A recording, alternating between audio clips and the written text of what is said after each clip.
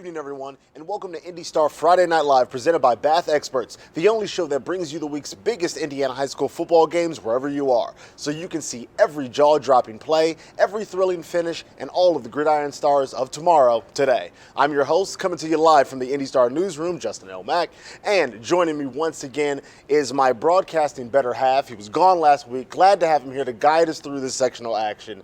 IndyStar sports editor Matt Glennesk, welcome back. We missed you. Where the heck were you, man? I was at a bar mitzvah, and no, not my own, my nephew's. All right, well, no more celebrating, back to work, and we've got a lot to get to. 10 big games, sectional action. Let's take a look at what games we're going to bring you on this week's edition of IndyStar Friday Night Live. Sure, take it away. We've got a loaded schedule. So if you look at our first game there, it's East Central, the number 1 team in 5A against Mooresville, the number 8 team in 5A. East Central is undefeated. That is a game that is going to be fantastic to watch. Mike Gillen's offense against the Trojans there. East Central were actually state champs in 2017. They score 41 points a game, only give up about 8. So we'll see what Mooresville won their first sectional last year since 2004. So they're definitely they know how to do it. They know how to lift the trophy. So that'll be a game to keep an eye on, and that's courtesy of the IHSA Champions Network. Then we have Westfield at Carmel, also brought to us by the IHSA Champions Network. Carmel is going for its 7th straight sectional title. A big game in 2A. We have a ranked matchup between Cecina and Heritage Christian, brought to you by Indiana SRN. Cecina has Tishawn Woods, David Baker, some big names there, but Heritage Christian, their offense is something that we've talked a lot about this season, but their defense is really getting it going. They haven't allowed more than 6 points in each of their last 3 games, so that'll be an interesting game to keep an eye on. Franklin Central at Center Grove, both these teams are 5-5, but Center Grove definitely better than their record has shown. They've played a really difficult schedule. We always knew that coming out of sectionals, they were going to be the team to beat at that sectional. They're going for their 9th straight sectional. Lebanon Roncalli, also Roncalli, a team that's better than their record, but Roncalli has really turned it on of late. They are 6-5. Lebanon survived last week by 1 point over Western to get to the sectional title game, but Roncalli started the season 1-5. They've won 5 of their, won 5 in a row to be where they are right now. They were always going to be a sectional favorite. Absolutely. Then we have Western Boone at South Vermilion. Western Boone are the reigning Class 2A state champions. South Vermilion has never won a sectional title, so expect Western Boone to come out there. That's actually a new partner of ours. First time on the show, WBTV. So we'd like to thank them for helping us out. Yeah, then we have the family. Yeah. Then we have the MIC Network Game of the Week. Southport at Ben Davis. This game is very interesting. Southport can score points in bunches. Ryan Lee's on at quarterback. Brevin Jefferson at receiver. They can do some things. Ben Davis has really turned it on at the end of the season. They started the year 1-3. They have really they rallied to get a share of the MIC title. So they have really bounced back. A really interesting game in 5A. Franklin at New Pal. I said Mooresville and East Central is 5A. That's actually 4A. The correction there. So this is the 5A number 1 New Pal against number 8 Franklin. New Pal can score and score and score. Franklin can score too, so it might be interesting to see if Franklin can keep up with Charlie Spiegel, Lincoln Roth, and the New Pal offense. But Franklin's got Drew Byerly, Jalen Ward. They have weapons, so that will be one to keep an eye on. That's brought to you by WHMB TV 40. We go to our next. Then we have some out of area, so out of market, as they say. There you go. There you go. Jefferson at Floyd Central, down on the south side, or down in southern Indiana. 2 rivals there. Floyd Central, the Highlanders, led by Wenkers Wright, one of the best running backs in the state. And then up in the other corner of the state, we have Maryville, Crown Point, up in the northwest. Near Gary, Maryville. I think Crown Point has actually knocked out Maryville each of the last 3 years, but the Pirates are ranked 4th in Class 6A. So this is the year I think that Maryville really gets to say, hey, don't forget about us. We are going to win this game. And that could be, and that might be an opponent that might be waiting for Carmel in semi-state. Definitely. So big implications of the future here in all these matchups. We'll be bringing you all those games throughout the evening here on IndyStar Friday Night Live. And we're going to show you exactly what has made this show so special all season long, the live look-ins that only we can bring you. So we're going to jump in to our first action of the evening right now. Let's take it away here. This is Lebanon Roncalli, that matchup that you previewed just moments ago, still all tied up and already in the red zone. So yeah, and that's Aiden Leffler, their sophomore quarterback, and he just scores a touchdown. Walks right into the end zone. Again, I said a sophomore quarterback. He started some as a freshman last year. He has really turned it on. You can see how excited he is right now. Like I said, Roncalli has really turned it on of late. They've scored at least 42 points in each of their past 3 games. They're looking actually for their first sectional title since they won the state championship in 2016. Definitely. So after that touchdown, let's jump over to some more action. Franklin Center Grove, also in the red zone, so wasting no time. If you were with us last week, and the week before, you've noticed that the sectional action has been fast and furious. I hate to use that because of Vin Diesel and what he's done to that phrase, but the touchdowns are coming one after the other. We're going to continue to string them together and bring you score after score here on IndyStar Friday Night Live. We'll see if you can get you another one right now. Running back's working for it, didn't quite make it. And Franklin Central's defense is pretty decent. Nate Talholm at linebacker can lay the wood on people. Center Grove, again, we've mentioned this every week. They have been without their star running back, Carson Steele. But that was Connor Delp right there. But Daniel Weems also has been really good at running back for them. So expect Center Grove to do what Center Grove does, and they're going to run that wing T, and they're just going to grind it out. All right, well, this is brought to us by our friends over at Indiana SRN, an amazing partner. Let's take it away with the call and get into some action here. And here comes Brandon Wheat to the 5, looking for the end zone. Touchdown, Center Grove. Brandon Wheat scores for the Center Grove Trojans from 7 yards out, and for Brandon Wheat, that's his second touchdown this season. Yeah, I don't know how many yards he had total in that drive, but he carried it 3 times, and he was very successful. All right, so big score there. We're going to jump over into some more action here. Matt, another matchup that you broke down earlier. Any more insight you can give us now as we take a look at this Western Boone South Vermilion matchup that's still tied up all 0-0 right now? Yeah, I mean, Western Boone, obviously a Class 2A defending state champ, Spencer Wright at quarterback, Cruz Washington, Brett Wethington at running back. They have weapons. Their defense has been really good. Connor Hull also is having a really good year for Webo. South Vermilion, like I said, haven't won a sectional championship in their history, so they're up against it. These two teams last met actually in 2002 in a sectional game, and Western Boone won that 42-0. So I'm not expecting 42-0 tonight, but I'm not saying it can't happen either. All right, absolutely. This one brought to us by, like you said, a new partner, WBTV. Thank you so much for joining the family. Let's take it away with the call and see if we can get you another score on IndyStar Friday Night Live.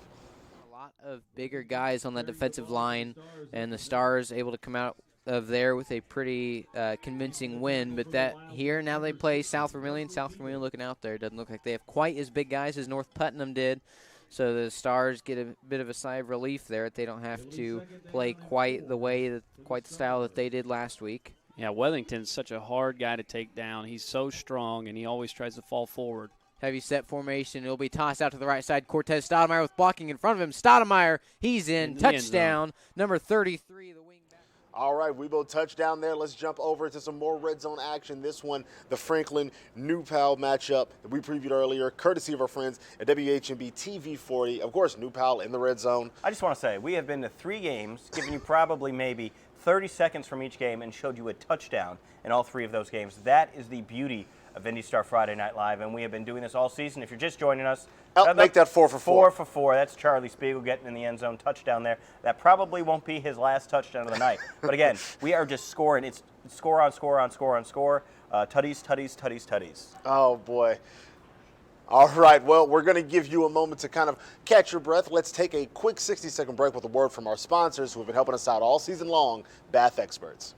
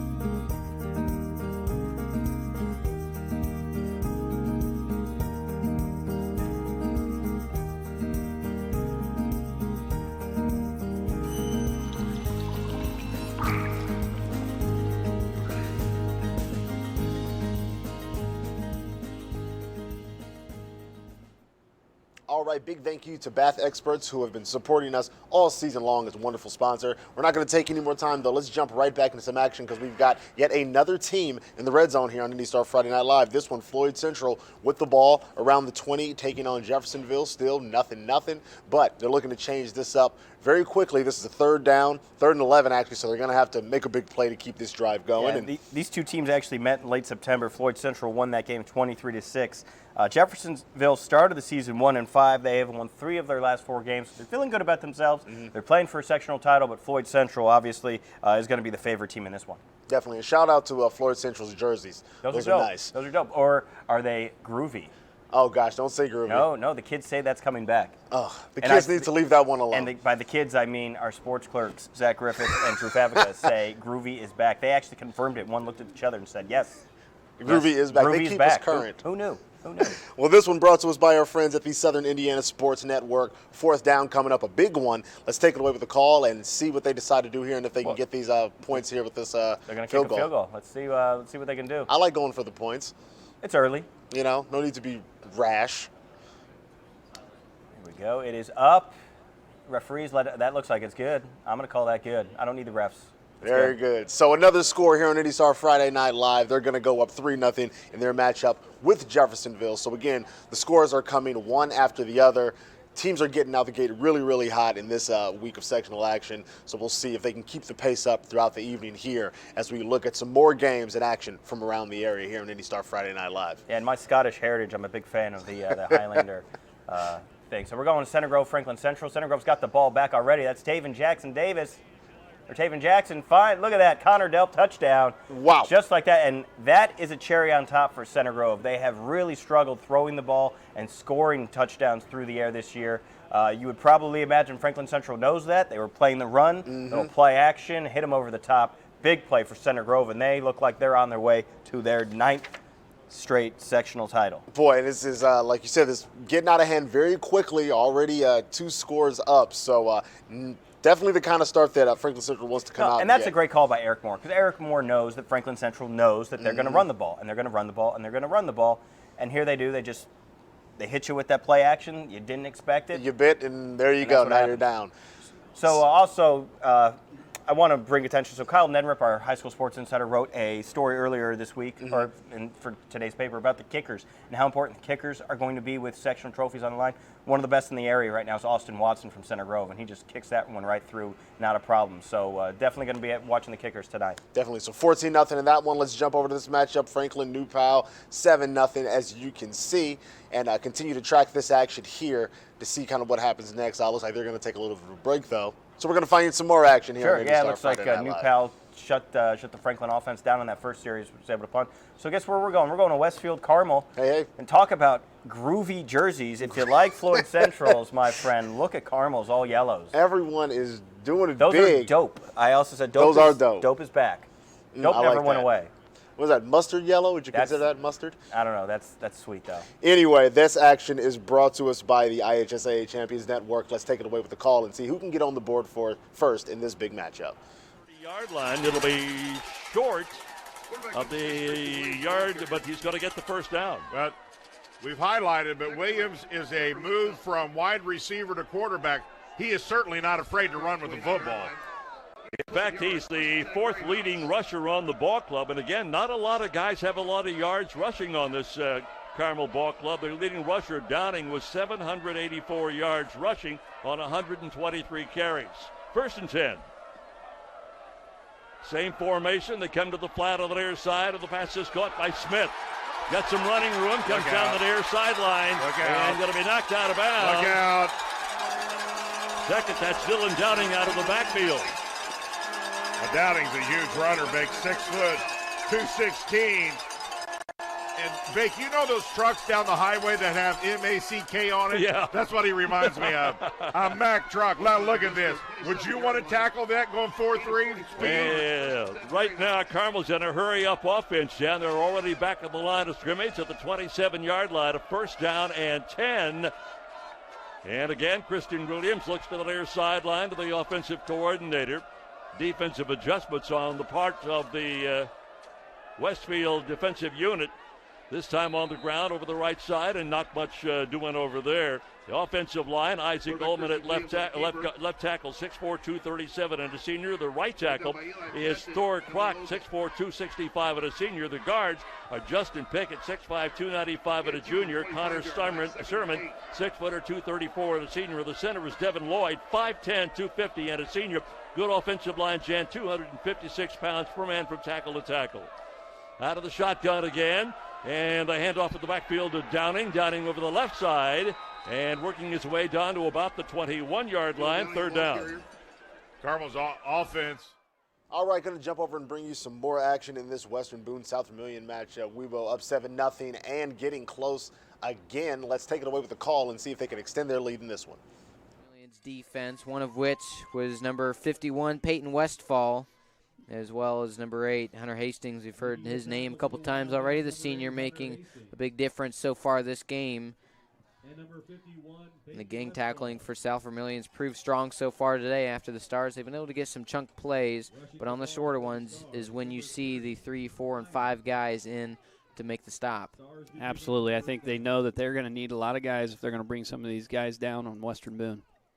And here's this heavy set formation. Taylor in the backfield. Handoff up the middle to Taylor, who gets a nice gain of 9 yards. And we'll set up second. All right, jumping over to some more action inside the red zone here. This back to this Carmel matchup against Westfield. Carmel still driving now, getting close, looking to get on the board first here in this one. And Carmel's offense has really picked it up, and their whole team is really kind of elevated when Christian Williams was put in at quarterback. He is he's a baseball star. He's going to play baseball at Michigan State, but once they moved him to quarterback, it seems like their offense really picked up, and they're just more, they have more of a purpose, more of a drive. Definitely, and you can see that unfolding right now in the middle of this drive. Let's take it away with the call, and we're going to hop back between this one and that matchup, that Weevil South Vermilion matchup, as things happen, so you don't miss a score here on IndyStar Friday Night Live. Stay with us, and let's take it away with the call. 305, and he just made a statement there. Hey, boys, we can play tough when we need to, and he had a nice stop that time. Clock winding down to 4:15 to go. It'll be second down and goal from the 10-yard line. Looks like an old-fashioned T formation back there. Here's the handoff. This is Downing going left side, trying to get to the edge. And he's going to, I'm not sure if he made it in or not. Yes, he did. I thought for a moment he stepped out of bounds. We had to say, no, touchdown, 10-yard run. Well, here's the problem. All right, touchdown Carmel, making it look easy. Let's jump back over to this matchup, Weebo South Vermilion inside the 5. Let's see if we can get you yet another touchdown here in IndyStar Friday Night Live. And we are in the just the beginning parts of our episode, and I have already lost track of how many touchdowns we've brought you already. So stay with us, IndyStar Friday Night Live, presented by Bath Experts. Thank you for viewing. And here's another touchdown to thank you for viewing. Yeah, jeez. The whole night's been a highlight. I mean, so do we far, even man. need to be here? We can just roll touchdowns on touchdowns and not even have to talk about it. And this is the only place you're going to get wait, here that. we go. Guess what? You want another one? Now, probably, if this is New Pal, we're probably going to get you another one. It looks like, New Pal's, down at the 2-yard line? Yeah, so as you said before, you could probably sneeze and get in. So let's see if they do just that. And I will make no attempt to try to say how many times Charlie Spiegel has scored this That's year. actually Lincoln Roth, the quarterback, so he takes it in for the score. So I'll tell you what, New Pal wasted no time, and guess what? We're wasting no time. We're going to flip it over to Ben Davis, Southport, and look at the score there. It's 13-0 Ben Davis already. I said Southport's got an offense that can score points. Well, guess what? Ben Davis is doing all the scoring at this point, so we'll see what they can do again. I mentioned this earlier. Ben Davis started the year 1-3, but they have turned it on. No team in the area was playing as well as them toward the end of the season, so good on Ben Davis for turning their season around. Obviously, last year was not the year they wanted to have. They're used to being a state title contender. They weren't that last year. They finished with a losing record, which is very rare for them. They have come back with a vengeance this year. This was supposed to be the Revenge Tour 2019. I swear, that's what they called it. Well, they're getting their revenge right now. Making good on that promise. So let's take it away. This one brought to us by our friends at the Mick Network. Again, 13-0 in favor of Ben Davis.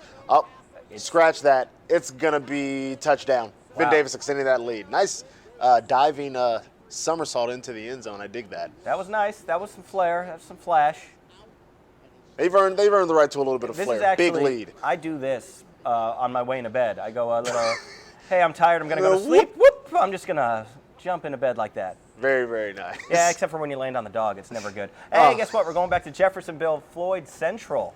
And Jeffersonville driving on Floyd Central, so we watched that first field goal for Floyd Central. But Jeffersonville driving, it's 3rd and 3, big play here. See if they can get the first down. Let's take it away with the call.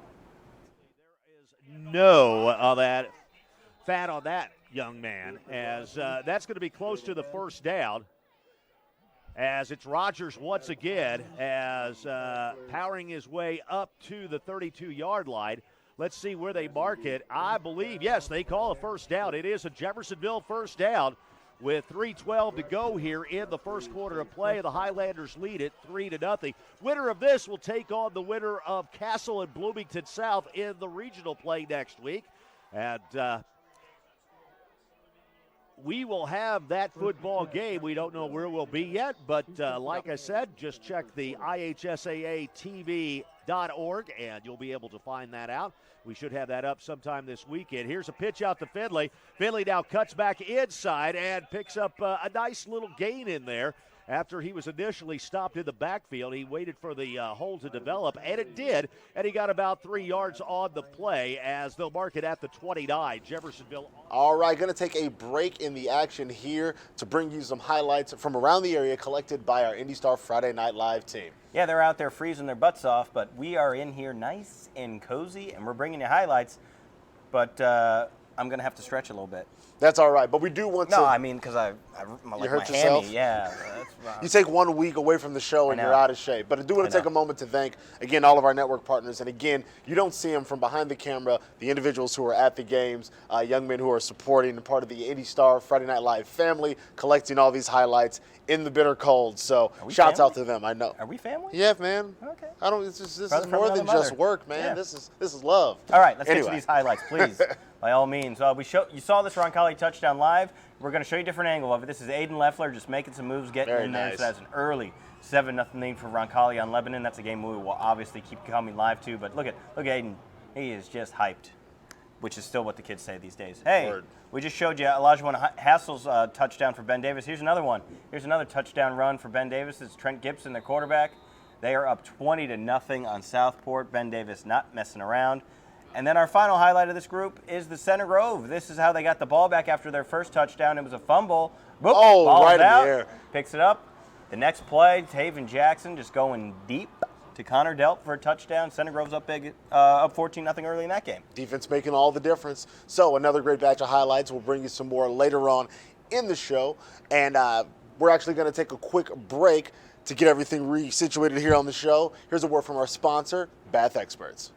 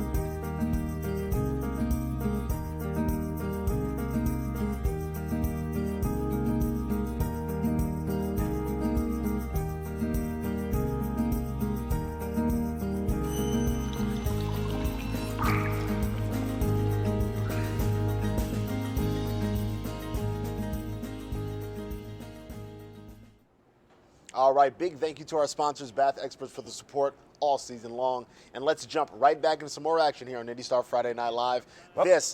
A big play in this Center Grove Franklin Central matchup. That's not how you're supposed to tackle. Great run there, but the tackling leaves a little bit to be desired. This game, look at it, we're 10 minutes into this game, and look at the points. It's 21-7. They're wasting no time putting points on the board in this one. So this one right now sitting at 21-7. Not saying it's out of hand, but again, pretty early in the game for 3 touchdowns. Yep. You got to wrap up there. Oh, guess what? Another touchdown. This is Carmel Westfield. They just keep coming.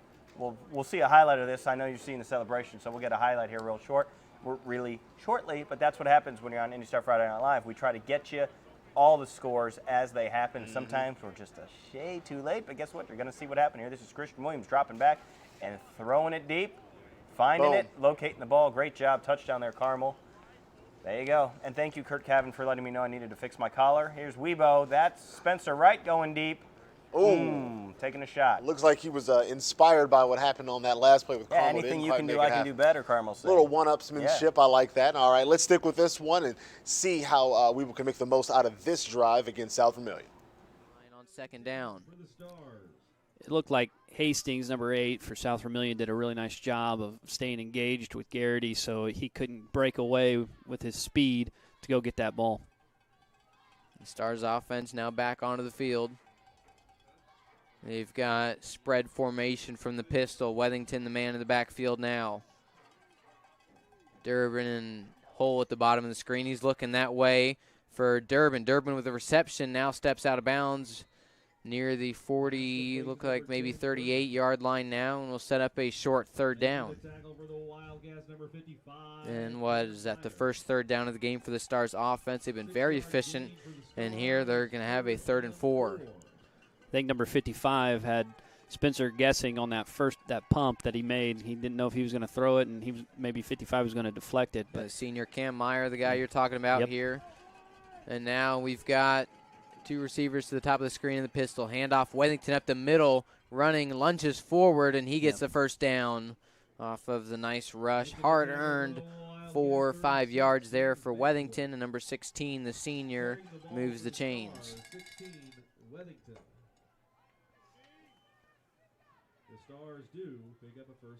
3:45 left in the first, and the Stars just marching right along off of the 3rd down conversion. I thought South Vermilion did a much better job in that possession there of stopping the Stars from getting big plays. Here's the reception to Hull. Hull with that speed. He's still moving. Connor Hull with a 14-yard gain and brought down at the 21-yard line. I thought Stoudemire did a really good job of blocking on that screen. They kind of read it a little bit, but Stoudemire got in the way and held off on that block, and he's taking a lot of contact, and he just battled through it. And then Hull, of course, uses his athleticism to get a big gain. Now that blocking is something that Coach Pelly loves to see on film. He's a big guy as we've seen, running between the tackles, but even when the play is outside of the numbers, he still likes to see his wide receivers and wing backs getting some nice blocks. A good one there, looking to pass here. It is caught on the slant. Stoudemire. Stoudemire still moving forward near the 7 or 8 yard line. That'll be enough to move the chains by plenty, and we'll set up 1st and goal we'll mark it at the 5 yard line. Really nice job there by number 79, Caden McMahon, to stop the touchdown after Stoudemire was running towards that way fiercely. And here's now this heavy set formation with Robbie Taylor from the 5 yard line. As Taylor will get the handoff left side. Same play that got him in the end zone earlier. Moves forward. He's in. Robbie Taylor with his 2nd touchdown of the game. 20-0 is the score in the first quarter. Robbie Taylor with his 12th rushing touchdown on the game. 5 yard rush from the junior. He always finds a way to fall forward. All 3 of the Stars' touchdowns have come on the ground from inside of 5 yards.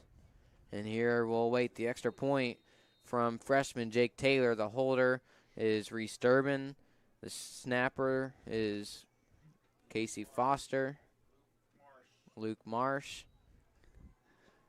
And that one will be good. 21-0 is the score here. All right, so Weibo extending that lead 21-0 in this one. So let's jump over to that action between Jeffersonville and Floyd Central. Floyd Central with possession just past the 50. They're about to punt, but it looks like we've got probably a false start, I'm guessing, on the punt. So they'll redo it. So whoever wins this game will have won their first sectional title in at least 10 years. Oh, so for both these teams, yes, Floyd Central won it in coming. 2009 last. Jeffersonville won it in 2007. So it'll be at least a decade since these teams have won a sectional title. So one of them is going to lift the trophy tonight. Good on them. Well, personally, with those kind of stakes on the line, I think you would go for it on 4th. Speaking of stakes, our director, Ronnie Ramos, is not here because he's eating steak. Oh, is he? Yeah. So he's probably watching right now while he's eating steak and drinking wine with his lovely wife, Kim. So big shout out and Yeah, that's me sucking congrats. up. Was That's it a me, happy birthday to Ronnie? Oh, yeah, it was his birthday earlier this week. So happy birthday, boss. And get back for next week. It's big time regionals. Let's get back into the action here. Jeffersonville with they're the going possession for it here. on fourth down. And nope. Wait, it's first down. It's first down now. So it must have been a defensive penalty. I guess we could have heard that if we weren't talking and kissing our boss's butt. You know what we should do? We should kick it to over to call? the call Yeah, to get it all straightened out. take it away with the IndyStar call. Friday Night Live. For the Highlanders in now Jeffersonville territory. Great tackle there by Ethan Rogers yet again. And we get set, as you'll hear Rogers' name a lot from that. All right, jumping over to some more action here. This is the Franklin New Pal game, still 14-0 in this one. As you can see, the refs having a very, very heated conversation. He's very close to that How other was that man's heated? face. That's heated to you? Well, at 20 degrees, I'll take anything. That's heated. what I'm saying. I'll take anything heated. If it's breath, I don't care. As long as his breath is nice and minty, I'm okay with it. But that's Chris Cole, the coach for Franklin, trying to get an explanation of what's happening here. What he needs to explain is how to score points against this New Pal defense. Not an easy thing to do. Because New Pal is not going to stop scoring. All right, well, let's take it away with the call, see what's going on here with the refs, and get everything all straightened out here on IndyStar Friday Night Live. From New Palestine High School, phone 317-613-7000. Yeah, let's take a look at the replay right here and see what happened. Yeah, Hook's going to catch it over here on the left side, and he's getting good blocking downfield for sure. Watch him go out of bounds. He's out of bounds right there, and then that last hit right there. Yeah, that's a good call. It's a good call by the officials. Tyler Fuqua. I think when Coach Call sees that, he's gonna recognize that. That could have been really dangerous. That's Spiegel inside the 5 on 1st and goal. Noah Crow making the stop. And talking about Bob Orman's Indy Hyundai, say hello to General Manager Bruce Barnett. He's done a great job out there. He lives in Franklin, so he has some feelings for the Grizzly Cubs, but the dealership is near New Pal. Mixed feelings. 2nd and goal from the 4. Spiegel, and he'll get in there uncontested. Touchdown, Charlie Spiegel, and it's now New Pal 20 and Franklin nothing. Well, Spiegel's going to... All right, touchdown there for New Pal, so let's jump over and see if we can't get you another one here in this Jeffersonville-Floyd Central matchup. And what do you know? Yep. Big run from the running back right up the middle. Right up Avenue 1. Little stiff arm at the end there for a little extra sauce on it. So big touchdown for them. They are extending their lead. Jeffersonville not able to get onto the board yet. And they're going to look to change that quickly. Otherwise, this one might get out of hand like some of the others we've seen so far tonight. Yeah, I was kind of surprised that we're seeing some of these lopsided scores. We've seen a lot of lopsided scores to start the playoffs. Yeah. And again, just want to give you a score update. Ben Davis, Elijah Hassel has scored again. So Ben Davis is up 27-0 over Southport. So that's another one that's getting a little bit out of hand already. We saw New Pal's up 21-0. So you know, it might be a quick night for us. For some people, yeah. So this one, extra point good, 10-0 in favor of Floyd Central. So let's jump over to some more action happening right now. This is back to that Carmel-Westfield matchup. Another game that's about to get a little bit out of hand is 14-0, and Carmel's just about to fall into the end zone into a 21-0 lead at this point. So, I mean, this wasn't totally unexpected. Carmel, again, very good, is used to winning sectional titles, and Christian Williams QB sneak into the end zone. There's easily a get the push with an extra point coming. So, again, another game that's kind of getting out of hand already early on. All right, jumping over to yet another game here. This is back over that Lebanon and Roncalli matchup. This one 13-7 in favor of Roncalli. This is actually one of the closer games, and they are hanging out around midfield here. Roncalli with the ball, looking to extend their lead. Let's take it away with the call. Around right in, but I think that's going to be backed up on a hold. Yep. Well, but what I was saying, Rob, there, he's been kind of shifty and letting the line get in front of him, kind of real patient and kind of bouncing back and forth before he gets up to speed. This week he is up to speed really quick and through there, and he's showing a completely different style than we've seen the last couple weeks. Holding on the Rebels. Charlie Spiegel has found the end zone for New Pal again, and it's 21-0. Bishop Chatard playing West Lafayette. West Lafayette, the defending 3A's champions. And the Trojans leading 21-0 at the end of the first quarter.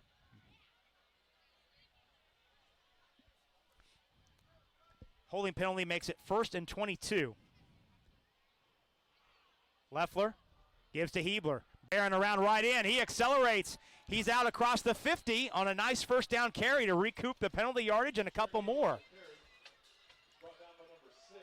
Yeah, that time he snuck around the right end, but then he came back through the middle and really did a great job of just continuing to churn the legs and push the boundaries to keep moving upfield. Barron already over 100 yards, 116. He's got it again. He's got a first down. He's inside the 30. He's still on his feet. Still going. He's tackled inside the 20.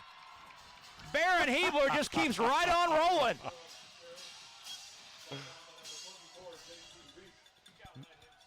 Mount Vernon and Pendleton are scoreless late first quarter.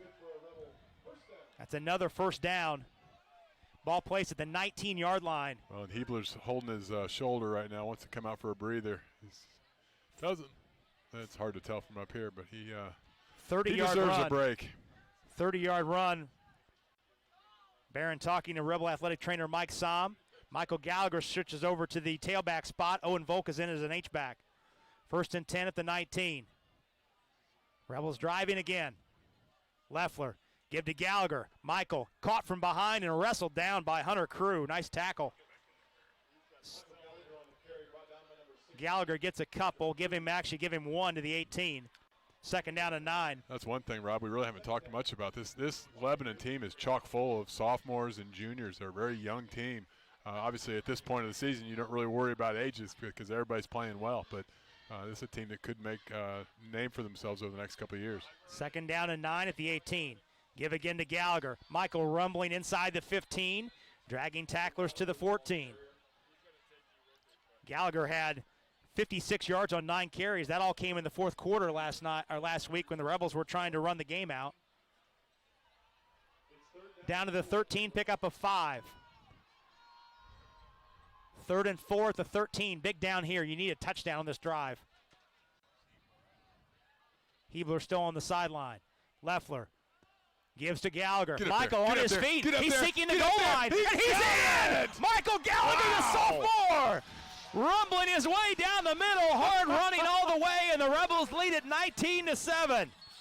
Another fantastic effort by a running back. Now the line, touchdown from Collie. This one, they are enjoying a nice lead here. So let's jump over to another game in the red zone, but not nearly as close. Southport trailing big to Ben Davis in the red zone once again, and 27-0. You got to come away with 7 points here if you're Southport. You don't have a choice. Stop the bleeding. Again, they can score. They have weapons on offense. Brevin Jefferson, a basketball player, came over to play wide receiver for the football team. He has been a revelation since he put the pads on.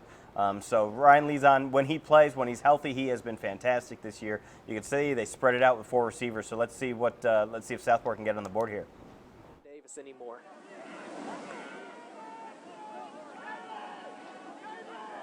Yates flies out to the far side. Lazon by himself. Looking right side, slant route completed to Moore, and he falls forward down at the 11-yard line. It's about maybe 4 yards short, but I tell you what, that was an excellent play call there. Almost picked off. Almost picked off, but an excellent play call.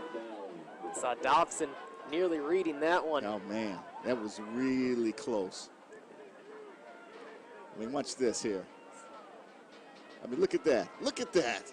Just threads the needle, gets it in there.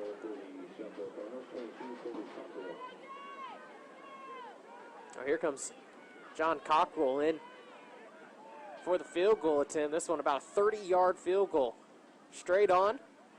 This one's up. And this one is good. Cockrell had a long of 32 on the season as Southport gets on the board with 8-4.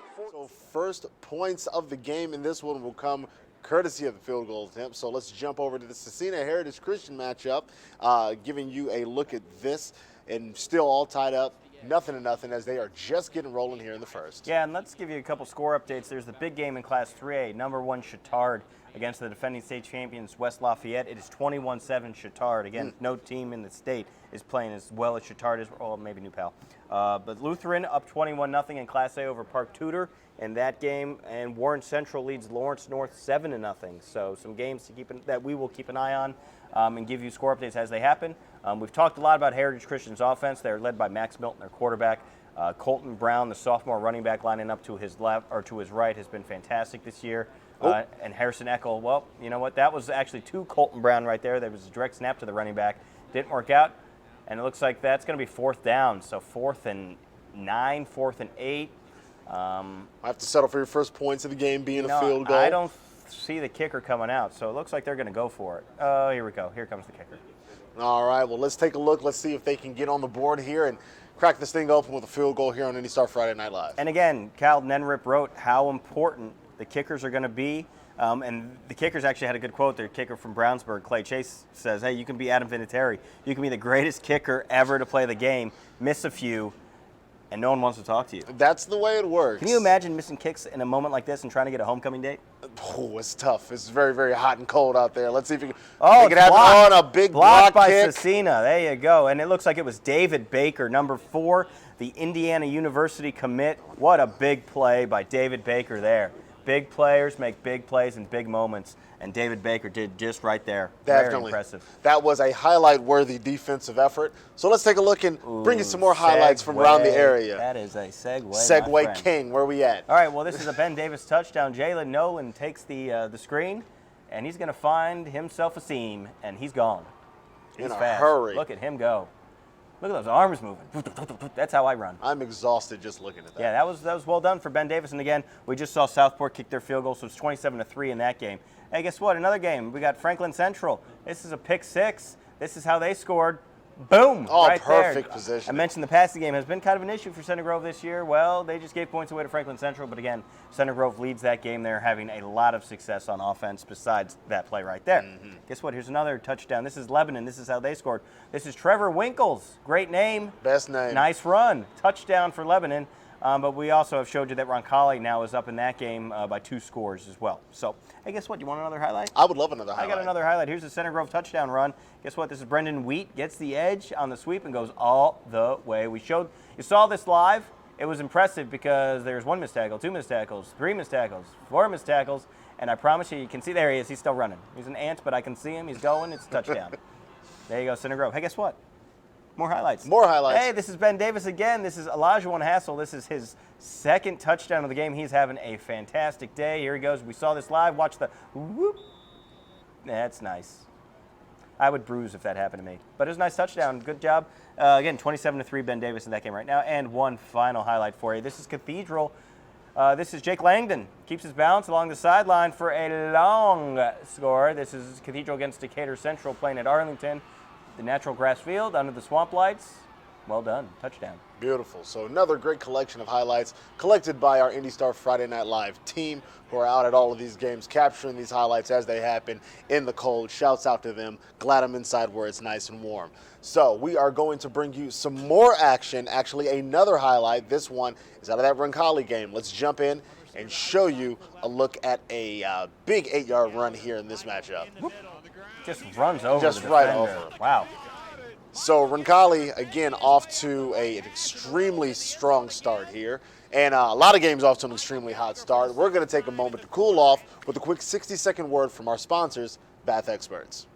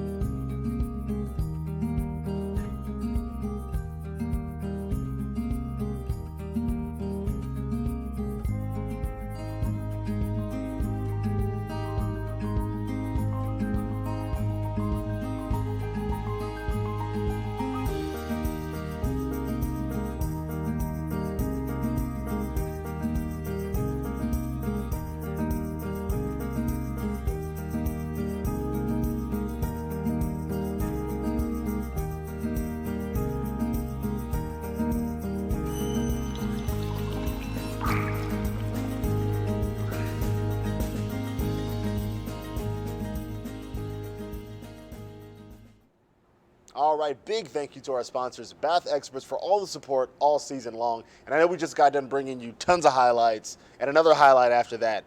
But one more highlight, just because I love them so much. We're going to take a look at something that's not a rare occurrence, a touchdown from Charlie Spiegel. Untouched, found the seam, and is gone. That is a 47-yarder. 47-yarder, yep. And that puts him over 10,000 career rushing yards, which is a ridiculous number because it's an IHSA all-time record. He already has the record. Now he's just putting a little distance between himself and everybody else. Hey, guess what? We're going to show you a first look at Mooresville East Central, a big matchup in 4A, number 1 East Central. They are undefeated. 2017 state champs going up against Mooresville. They won the sectional last year. So Mike Gillen's team, Mooresville, has been they were surprised last year. They're not surprising anyone this year. They are good. And people know it. Yeah, and let's see if their defense can keep East Central out. Again, East Central is averaging 41 points a game this season. So Mooresville's defense has its work cut out for it. All right, and this is another game brought to us by our friends at the IHSAA Champions Network. Let's take it away with the call. Create some pressure. Again, they've done a nice job of moving the pocket just enough to make sure that Bond's able to get rid of the ball. 19 sectional titles, 8 regionals, 4 semi-states, and 2 state championships. Their first in 94 for East Central under Rod Ballard, a longtime legendary coach. And then, of course, Justin Roden made 2 trips in 3 years to the state championships. Second trip there. He won it in 2017 before moving on to Noblesville. How about 25 years? In the last 25 years, 1 losing That's season. Right. That's right. You talk about a tradition that they have at East Central. Incredible. Phenomenal football. You know, in Lawrenceburg, Franklin County typically aren't slouches. Those are the people they play against. Pocket opens up. Bond's going to run. Only going to squeeze a couple of yards out of it before the defense catches up to him. Among those was Adrian Jopp. By the way, that 5'11", 210-pound linebacker has 60 solo tackles, 95 total tackles, including a couple of tackles for loss out of a middle linebacker's position. And I tell you what I'm curious about right now, we're in the range of the field goal kicker for East Central. Her long, and I did say her, Sophie's long, is 36 on the year, so I'll be anxious to see what Jake Miners is, dials up here, if he's thinking touchdown here or trying to go for it on 4th down or kick it. You see 2 receivers shifted to the right. They'll run the reverse, but a penalty marker is down. Mooresville doing a pretty good job of stringing that out. And you just can't play that corner position and that backside contain any better than Xander Lowry did for the Pioneers, Coach. Well, I love their Xander. What discipline. Again, he understands his role, he understands his job, and he does it. As simple as that sounds, that you've got to play cutback and reverse, he does just that, and it pays off for the Pioneers. So they'll obviously, with no more success than they had on that play, they'll turn that down, which will bring up a 4th down at about 15. And you're looking probably just outside of the range to kick it, but here I think they're going to give it a whirl here, so I'll be anxious to see if they're able to accomplish this. Sophie Browndyke. Yep. Only a sophomore. This, her long is 36, and they're right at that. Ryan Bond, the quarterback, will hold. Ball is down. The kick is up, and that's going to be short.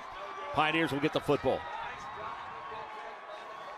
And she wasn't quite set there. Again, I don't think that Bond and her were on the same page. She was still wiggling, trying to get herself into a... All right, so the kick didn't exactly have the distance on that one. So we're going to jump over to Jeffersonville and Floyd Central. This one of the closer games, still in progress right now, 10-0 in favor of Floyd Central. Let's take it away with the call and see what happens next. Long snapper is currently a 3-star recruit, Mr. Isaac Hatfield. That is absolutely right, and you could tell he makes some great snaps as far as from the long snap position. Okay, it's a 39-yard punt that time by Hussung. It is no return, and now it is Wimberly giving it to Mitchell. Mitchell at the running back position, and he's got some running room. He runs out of bounds finally, but not until he picks up 10 yards up to the 14-yard line. I think he's got enough for the first down, and that time it's Mitchell on the run, number 9 for the Jeffersonville Red Devils, and it will be a first down and 10. Nice run that time on the first play of this series because they had their backs up against the wall. Absolutely. All right, going to take a break in this action to show you some action happening in that Lebanon and Roncalli matchup. This one, a tough pass, but made the most of it. Just throw it up. Prayers answered. Nothing wrong with that. No. So they are making this one a little bit closer. Lebanon at least trying to stay in this matchup with Roncalli. All right, we're going to jump back over to some live action here. Cecina, Heritage Christian still all tied up, 0-0, trying to make the most out of this drive, and a nice pass after rolling out for the completion. Yeah, and Heritage Christian, again, we've talked a lot about their offense, but I've mentioned their defense has not allowed more than 6 points in any of its last 4 games. They've won 8 games in a row. Cecina has scored at least 41 points in each of its last 3 games, so something's got to give. Heritage Christian has only won 2 sectional titles in its history. That was 2007, 2008. While Cecina is looking for its 3rd straight sectional title. And you mentioned defense just as a kind of a pace of scoring for the night so far. This might be, I believe, the only game so far on Friday Night Live that might end the first without a touchdown, the way things have been going. Yeah. Well, that East Central just missed a field goal, so East Central 0-0. Okay, all right. So I don't want to jinx them. I'm not calling you a liar, but I'm just saying you're wrong. Well, I'm just saying scores. We'll say that. We won't say touchdown. We'll say scores. And let's take it away with the call. And he's what makes this offense move. Yeah, I was talking with you about him pregame. He looked like a senior as a freshman last year. He's going to be one of those players that just gets better with every game and every drive. Just under a minute left here as a go route is intercepted, but a flag is down on the play.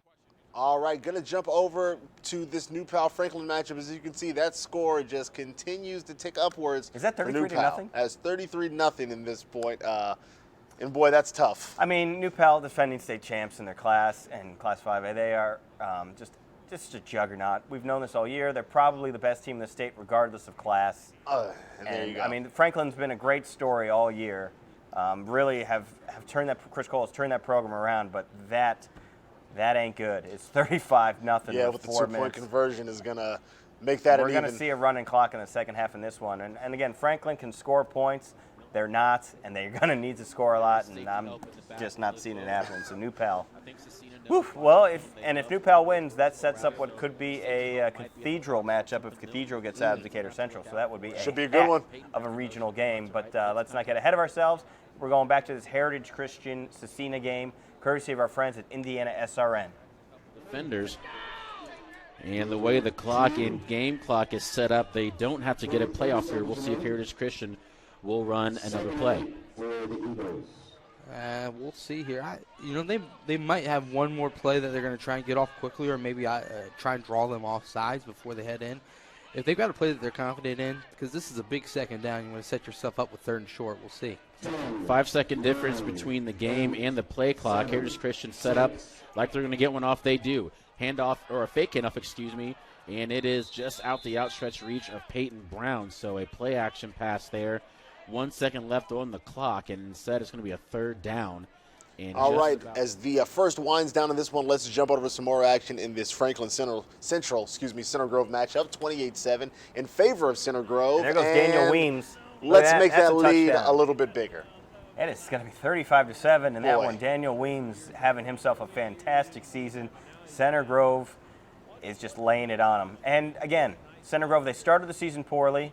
Again, they were dealing without their they were playing without their star player, but they have really turned it on, and everyone kind of knew, even looking at their sectional, that they were going to be the team to beat in their sectional. Well, guess what? They are well on their way to another sectional title, their 9th straight. And then it's just a really tough start. And if you're Franklin Central, one of the other teams throughout the area who are looking at big deficits early on, do you look at it as a glass half full, as in, okay, we've got a lot of time, we can close this lead, we can still get into this game, or is it like we have to look at this? Well, that's how you have to look at it. Yeah. You have to look at it that there's 7 minutes left in the second quarter. Yes, things haven't gone our way, but this is for a sectional title. This is the season. Some of these seniors, they're never going to play football again. So you lay it all on the line, and that's right. You just can't quit. No give up. Definitely. So keep an eye on this one. Anxious to see how Franklin Central responds to what they've gotten so far from Center Grove. All right, let's jump over to some more action here on IndyStar Friday Night Live, presented by Bath Experts. Going to jump over back to Cecina Heritage Christian, still all tied up, 0-0. This one from our friends at Indiana. Now, this one will be closer than that game. Cecina's number 11 in 2A, Heritage Christian's number 7 in 2A. These teams are good. They are both good, so I could imagine this being a close game, one that we will be coming in and out of for the whole night. So some of those are games that are getting a little out of hand, out of control.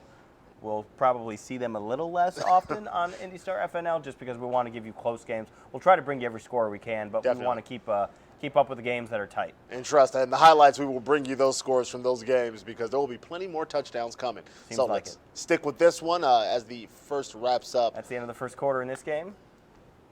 0-0. All right, and more action. This one back to that Jeffersonville Floyd Central matchup. Well, Still it's 4th 10-0. and 4. They're punting. Okay. I didn't see the punter on the screen, so I got a little concerned there. I was saying this coach is losing his mind going forward here, but instead he's going to punt it. And that's a tough spot to punt out of. You're already deep, and that's not a great punt. Nope. You're going to need a good bounce there. And didn't get the bounce you were looking for, so that's a tough spot. You know, maybe they should have gone for it. Maybe. Here we go, Roncalli, Lebanon. Aiden Leffler, Baron Hubler. Let's see what the Roncalli Rebels offense can get going. Kyle Lockhart also down there at the bottom of the screen. Really good receiver. Hey, guess what? Look who he's thrown to. It was Kyle Lockhart, who looks like he was held by the Lebanon defender, so we're going to get a pass interference call, I would imagine. But you like it. You say the receiver's name, and the quarterback, he heard me. I was in his ear. See, aren't you glad you can help out? Yeah. All right, let's take it away with the call, see what this flag's all about, and see if Roncalli can extend this lead. Just kind of stands there, runs a straight route. I don't know that he can get back. Lockhart can get back to the ball, and as long as you're not initiating contact, he'd been fine. But he panicked a little bit. All right, jumping over, we got red zone action. Mooresville on the 2 against East Central. Touchdown, right? That's going to be a touchdown. Throw your hands up in the air. All right. Just don't care. Touchdown, 19. Mooresville. First points of the night for them, jumping back to Roncalli because we don't want to miss the possibility at another touchdown as they look to extend their lead. Running back making the most out of it, but not quite enough. And East Central is really, really good. Okay, they are undefeated. They're number 1 for a reason. They're really, really good. Very important for Mooresville there to get the first points of the game.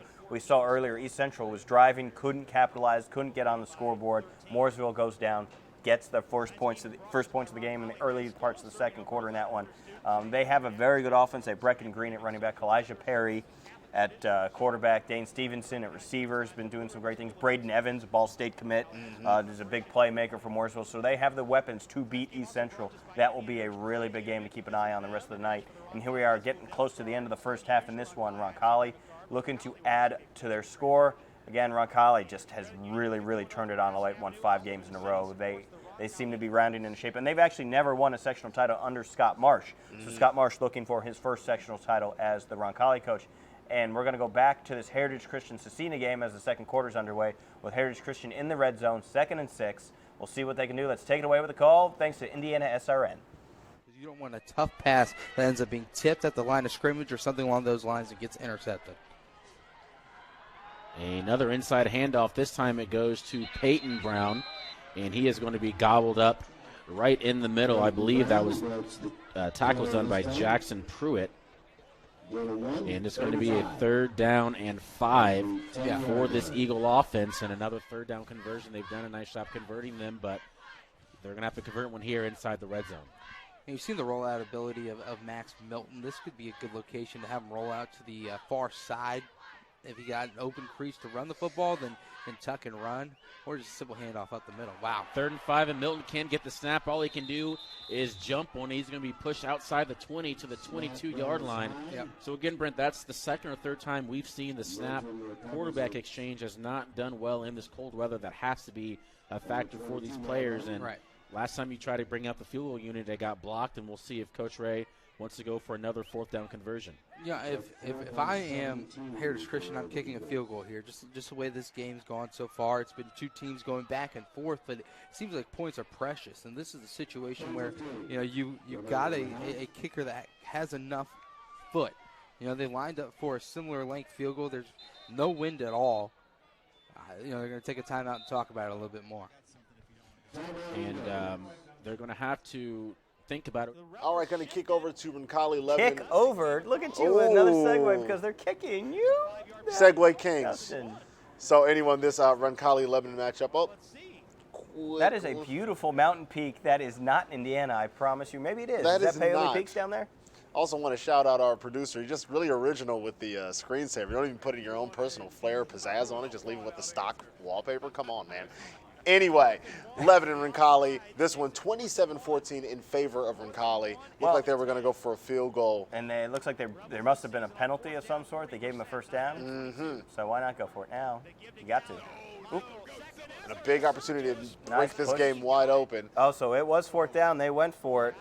And the quarterback gave the running back a little nudge, a little push to get him past the marker.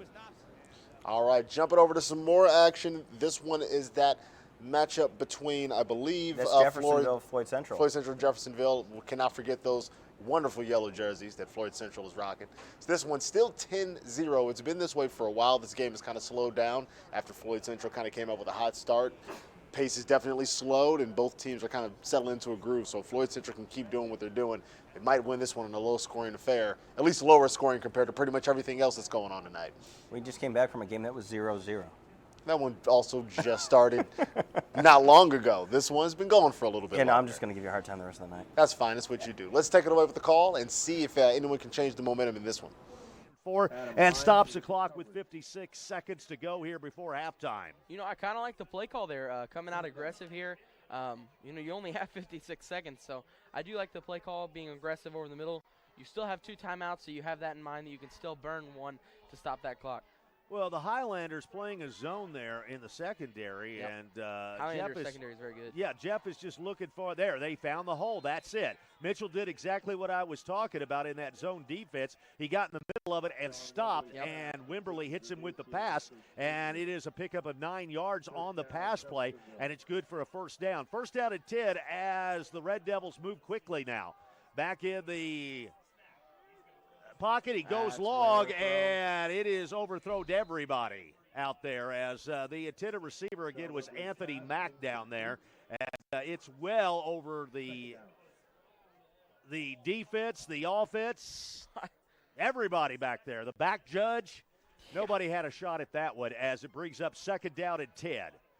Jeff going quick as the clock stops on the incomplete pass. Wimberly brings his team up. We've got 3 split here to the near side. In the slot, that is Mitchell along with Mack once again.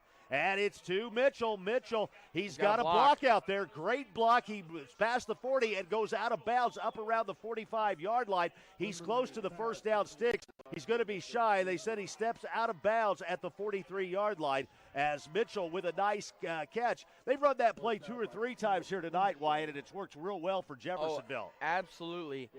They are working it perfectly here because, you know, with your offensive line, you can't have an illegal man downfield, so you have to wait till the catch is made. The offensive line cannot pass 5 yards past the line of scrimmage. So an absolute great awareness by the offensive line. So as soon as he catches that ball, they're moving straight up forward, and he has 2 big blockers downfield. We had a penalty flag down there, but it was waved off. So no penalty. It is a third down and 2 for the Jeffersonville Red Devils at their own 43-yard line. Wimberly goes back. Now he scrambles, and he gets past one. He's going to get the first down, and then he is finally brought down past the 45-yard line. The ball comes loose, but it was stopped as the play was called dead. Wimberly having trouble getting up as he got hit by a host of Highlanders out there. It still is a pickup of 3 yards on the play up to the 46 and a lot of scrambling for 3 yards, but it is good for the first down. 100%. And it'll bring up first down and 10, and we've got a Jeffersonville timeout with 22 seconds to go before halftime, which gives me an opportunity to tell you folks right now about K9K Solutions. They're a family-owned and operated dog training and boarding business located. All right, going to take a break in the action to bring you some more highlights captured from around the area by our IndyStar Friday Night Live team. All right, what do we got? We've got Mount Vernon fumbling the ball into the end zone right there. Oh. They were on their way in there. Pendleton Heights recovers it. It is a touchback, keeping the Marauders out of the end zone. So that game is still tight. I believe it's 7-0 at last check, Pendleton Heights, but don't quote me on that. Tough break, tough break. All right. Here we go. We got a Ben Davis touch. Guess what? It's Elijah Hassel again. Whoop. I'm going this one. Whoop. Get off me. No more whoops. He's just going to keep going. Look at that. He didn't dive into the end zone this time. I'm a little disappointed. But touchdown Ben Davis, they are running it up on Southport. They are going to win the sectional title. Hey, guess what? Franklin Community against, they're down 35-0 against New Pal. Hey, we're going to make some plays. This is Max Lancer with a nice little grab. That's right, not going away. Nope, and that sets up a touchdown for Franklin Central, so they are on the board. It's 35-7. Hey, here we go. Cathedral touchdown run. The O-line clearing the path, and there he goes. It's Dalen Hall, and he finds the sideline, and they're not going to catch him. Untouched. Look at him go. Just like you draw it up. Actually, that's not Dalen Hall, but it's okay. I think it's Chandra. It is Dalen Hall. Cool. Cool. I got that right. All right, what else we got? We got Lebanon touchdown pass. We saw this live. Just throw it up in the air, say a prayer, and guess what? It came true. Beautiful. How about that? That game was at 27-14 at halftime. We've been going in and out of that game. But it's nice Lebanon having something to celebrate there. And, oh, no, it's New Pal again. Wonder what happened here. Oh, give it to that number 32 fella. He's pretty good. Oh, no one touch him. Don't touch him. What's the point? Just What's the let him score. point? Charlie Spiegel scores touchdown again. All right, so another batch of highlights from the team collected here on IndyStar Friday Night Live. Let's jump back into that matchup with Heritage Christian as they are on the 45, or around the 45, continuing to try and make something happen here against Sectional. It's 4th and 1. So this is a big one. I'm going to go for it. They're all big at this point. Are they really? No. Let's take it away with the call and see if they can convert and keep this drive going. Some sort of a pass play for it. But it's going to be a run, and Cecina's going to try and bear down. Linebackers playing line of scrimmage, and before the snap is done, 3 or 4 flags are thrown. It's going to be a false start on this offense, and that will bring out the punting unit. Yeah, that's the typical false start on everyone but the center. Because he just simply didn't snap it in time. So it's a tough play, but you saw it was going to be another run just right up the middle. And they could have probably picked up the first down, but you're going to start to see Cecina cheat a little bit when you bring out that wildcat formation and try and really stop the run and just focus in on the backfield. Caleb King will be in for the punting duties. And so on a 4th and 6, a low snap, and King does get the punt off in time. Cecina, and it's going to be a good Heritage Christian roll inside the 10, rolling to the 8-yard line. Will it make it to the 7? It does make it to the 7, so a great punt there by Caleb King, and now Cecina deep in their own territory for their third possession. All right, nice punt in this one. So let's jump over and bring you a first look at some action up in the region. Maryville taking on Crown Point, all tied up at 0-0 because the game just started. So going to see what happens here. This one brought to us by our friends. The ball out. The ball is out. The ball out? The ball's out. Maryville's got it. They're trying to convince the ref that it was a fumble, and I recovered it because I have the ball, ref. How do you think I got it? Best part, post-fumble is how every team. And now the referee's like, oh, yeah, you do have the ball. Fumble is yours. All right. So kicking things off with this first look, this one brought to our friends at WJOB. You know, if you've met people from the region are very proud to be from the region. Oh, for sure. Rep the city, rep your region, I guess. Rep where you are. I hate where I'm from. Only thing that sometimes sticks to me, if you also meet people from the region, they just pretty much act like they're from Chicago. The region is not Chicago. I just want to point that out, that the region is not Chicago. It's fine. Anyway, WJOB get in bringing his mentions. At Justin L. Mack, please get in his mentions. Bring it. Maryville, Crown Point, 0-0. Let's take it away with the call from WJOB. Was maybe laying on top of somebody, and the ball kind of got maybe knocked out of his hand there because it looked like spun up. So here we go. Whitehead starts on offense on the play action. He takes off here. Off to the left side into Crown Point territory. Excuse me, that's actually Rodriguez. And he is inside the 45 to the 44-yard line on first down. Good scramble by Rodriguez there. Yeah, we mentioned last week, Rodriguez, he passed maybe close to 10 attempts and didn't have too many completions. So they show a pass there, and he's able to pick up 8 yards off the scramble. Well, what can happen is when you show pass, a lot of those linebackers vacate, and you got a lot more space to run. Second down, fakes it to Dixon. He keeps it himself. Rodriguez has the first down to the 35, and now about 7 or 8 Crown Point Bulldogs come to him. And he never actually went down, but they mark him down at the 35-yard line. So after the turnover, Maryville moving the football, and they are well within Crown Point territory. We saw that a lot last week against the Broncos. Rodriguez fakes the handoff and just takes it to the left, and we saw it there again. We watch this replay. He gets that first down. A little skirmish right there a little bit, but. First and 10 from the 35. It's a traditional run up the middle. Schultz carrying some guys.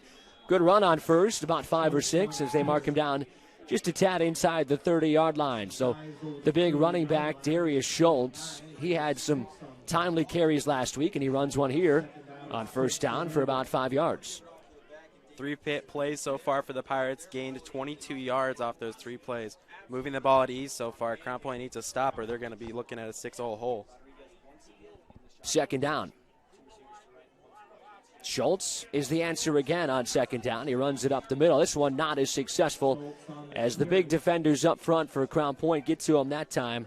Those guys will have a tough day today. Silas Reeves, Calvin Pulowski, and Colin Flavin. Flavin is really the star on the defensive line. 65 tackles, 5 sacks for him. They go quick here. Third down and about 3 yards to get. They want to get to the 25 as Rodriguez checks with his offensive sideline here.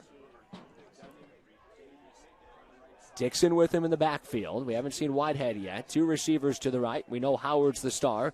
Glass is a very good receiver as well. They pull it out from Schultz. Rodriguez cannot go anywhere.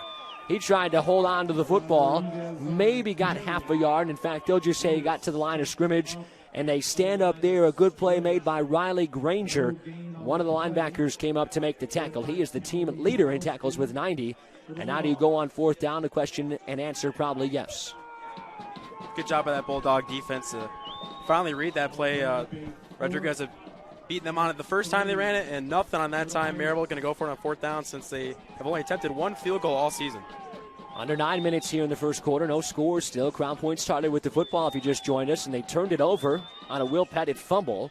And now with 5 seconds on the play clock, Maryville will have to take themselves their first time out. So 8:40 officially, and they'll think about it. 4th down and 3 coming up for the Pirate offense when we come back. All right, well, I'm going to hit you with some score updates. Triton Central 0, Providence 0. That one's getting close to halftime. In Class A, Traders Point 10, Lafayette Central Catholic 9. The big game, a big game in 5A, Cathedral 28, Decatur Central 0. Then we have in 6A, Warren Central 20, Lawrence North 0. Webo game we've been showing against South Vermilion. Guess what? It's 56-0. Wow. So that one is over. Center Grove leads Franklin Central 49-7. New Pal leads Franklin 42-7. And Carmel leads Westfield 28-0. So wow. We don't have a ton of close games tonight. That's not our fault. So don't bring that against it. Don't blame us for that. But we do have a close game here at 0-0. Still Heritage Christian Cecina, Heritage Christian marching down. So let's take it away with the call with our friends from the Indiana SRN. Thomas DeFries there defensively couldn't make the stop.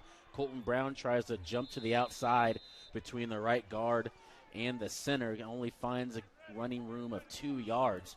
So 2nd down and about 8 with 2:30 to go here in the first. You know, it's imperative for Cecina right now to put them in a 4th down and pretty much goal situation on this drive, make them think about it again, and just hold them out of the end zone. Milton Alexigo, 2 running backs in the backfield. He's going to pass the ball and has a go route to Peyton Brown. 10-5, dives to the end zone. Did he get in? Refs are saying stopped at the 1. Wow. Very close. You know, I thought he broke the plane and knocked the pylon over. That's a position where you call it a touchdown. I mean, if we can fire up those, it's one of those tough calls where, you know, we don't have replay. So the call that I call is going to be what stands. Could have stepped out, but right now at the 1 yard line, you'll take it. Wildcat formation once again for Heritage Christian. It's Colton Brown. He's going to rush to the outside. He's going to lose about 3 yards on that play. And you mentioned when that Wildcat is in, it's going to be a run play, and that really gives Cecina the edge on that because you know what's coming. Yeah, and in the Wildcat inside of the 5, I like a snap, and then instead of having your running back run and like scream forward straight to the left, have him catch it, hesitate for a second, see if a hole opens up, then go. It's a little bit more of an option read, and it lets you survey the defense and make sure that you've got an open crease to just get it across the goal line. Peyton Brown this time will take the snap, and again, he is going nowhere. Tackled at the 5, and it's going to be a 3rd down. I think this Wildcat has not really worked in this first half. If you're Coach Kyle Ray, you do want to give them a different look, but you need to mix up. Maybe if with a Wildcat, you do a pass instead of a run, and maybe that's what he's setting up to do. Tyshawn Woods there, we call his name running the football right now. He had a huge tackle for loss, and just a resilient defensive play right now by Cecina. Back-to-back plays, being able to stop them behind the line of scrimmage. Pushing them back to a tough situation where it's 3rd and goal at the 6 yard line. They're going to talk about it. Yeah, there's about 5 seconds there on the play clock, and Heritage Christian is going to. All right, going to take a break in this one to jump back over to this matchup between East Central and Mooresville that is still in progress here. You want another score update? Yeah, I'll take another score update. This one, by the way, 7-0 in favor of Mooresville. Still close against East Central. Yeah, Ben Davis leads Southport 43-3. That is not close. No, it's not. And Bishop Chatard, though, in a little bit of a closer game, leads West Lafayette 28-14. So That is interesting. Again, I've really enjoyed watching West Lafayette do their thing in the playoffs so far. that's because you went to Purdue. That is very much because I went to Purdue. And there's nothing, but also the quarterback has just been a joy.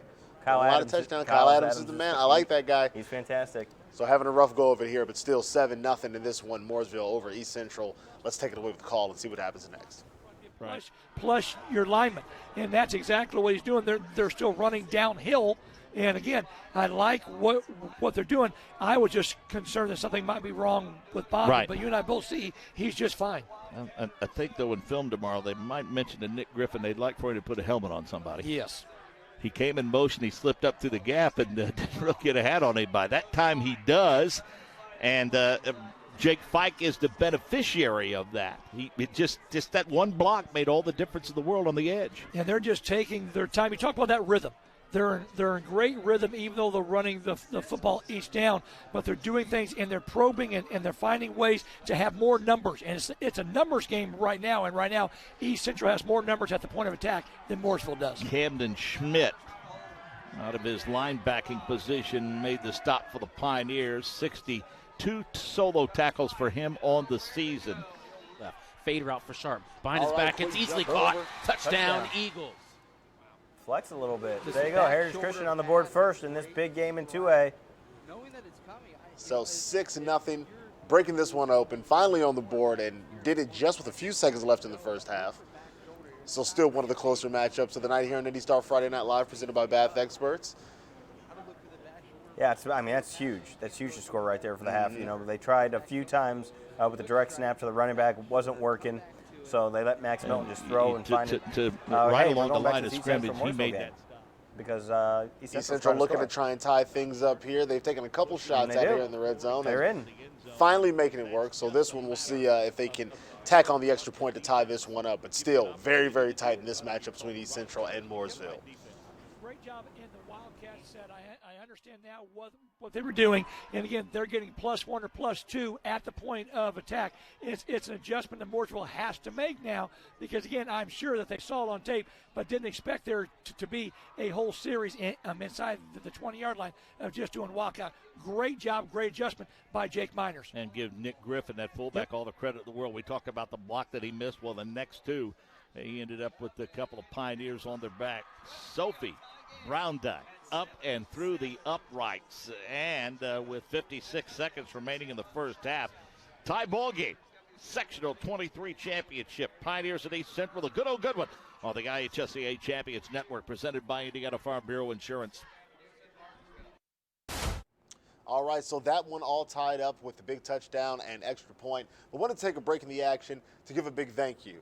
Again, the viewers are one of the reasons that IndyStar Friday Night Live, presented by Bath Experts, has been such a amazing experience for our inaugural season, and it's just another way that the viewers, the readers, have supported the work we're doing here at the IndyStar, not just in the old school ways you might be used to, churning out stories for the papers, but expanding online news, breaking news, digital programs like this one, first of its kind. We couldn't do it without you. And just this week, we celebrated another big milestone made possible by the support of the community and our readers. 30,000 subscribers. So 30,000 digital subscribers. Digital subscribers. So again, that new format, pushing into new boundaries here at IndyStar and the USA Today Network. So I wanted to take a minute to share something we put together as a thank you for all that you've done to help us get here. There's something special about Indiana, especially Indianapolis. For 116 years, IndyStar has been here. We tell our city's stories in times of sorrow and joy, from the monumental to the mundane. We do it because this is our city too. Thank you. Thank you for your support. Thank you for subscribing. This is my last day on the water for this trip. Good evening, everyone, and welcome to IndyStar Friday Night Live, presented by Bath Experts, the only show that takes you to all of the week's biggest Indiana high school football games, wherever you are. Hello, everyone, and welcome to Lucas Oil Stadium for the Indianapolis Colts home opener.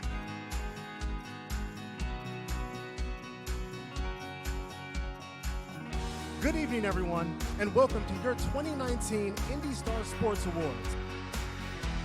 We tell stories because we love Indy, the diversity of our neighborhoods, our schools and our kids, our parks and things to do, our restaurants and nightlife, our rich sports traditions, the jobs we do, the communities where we live, the pride we take in being Hoosiers.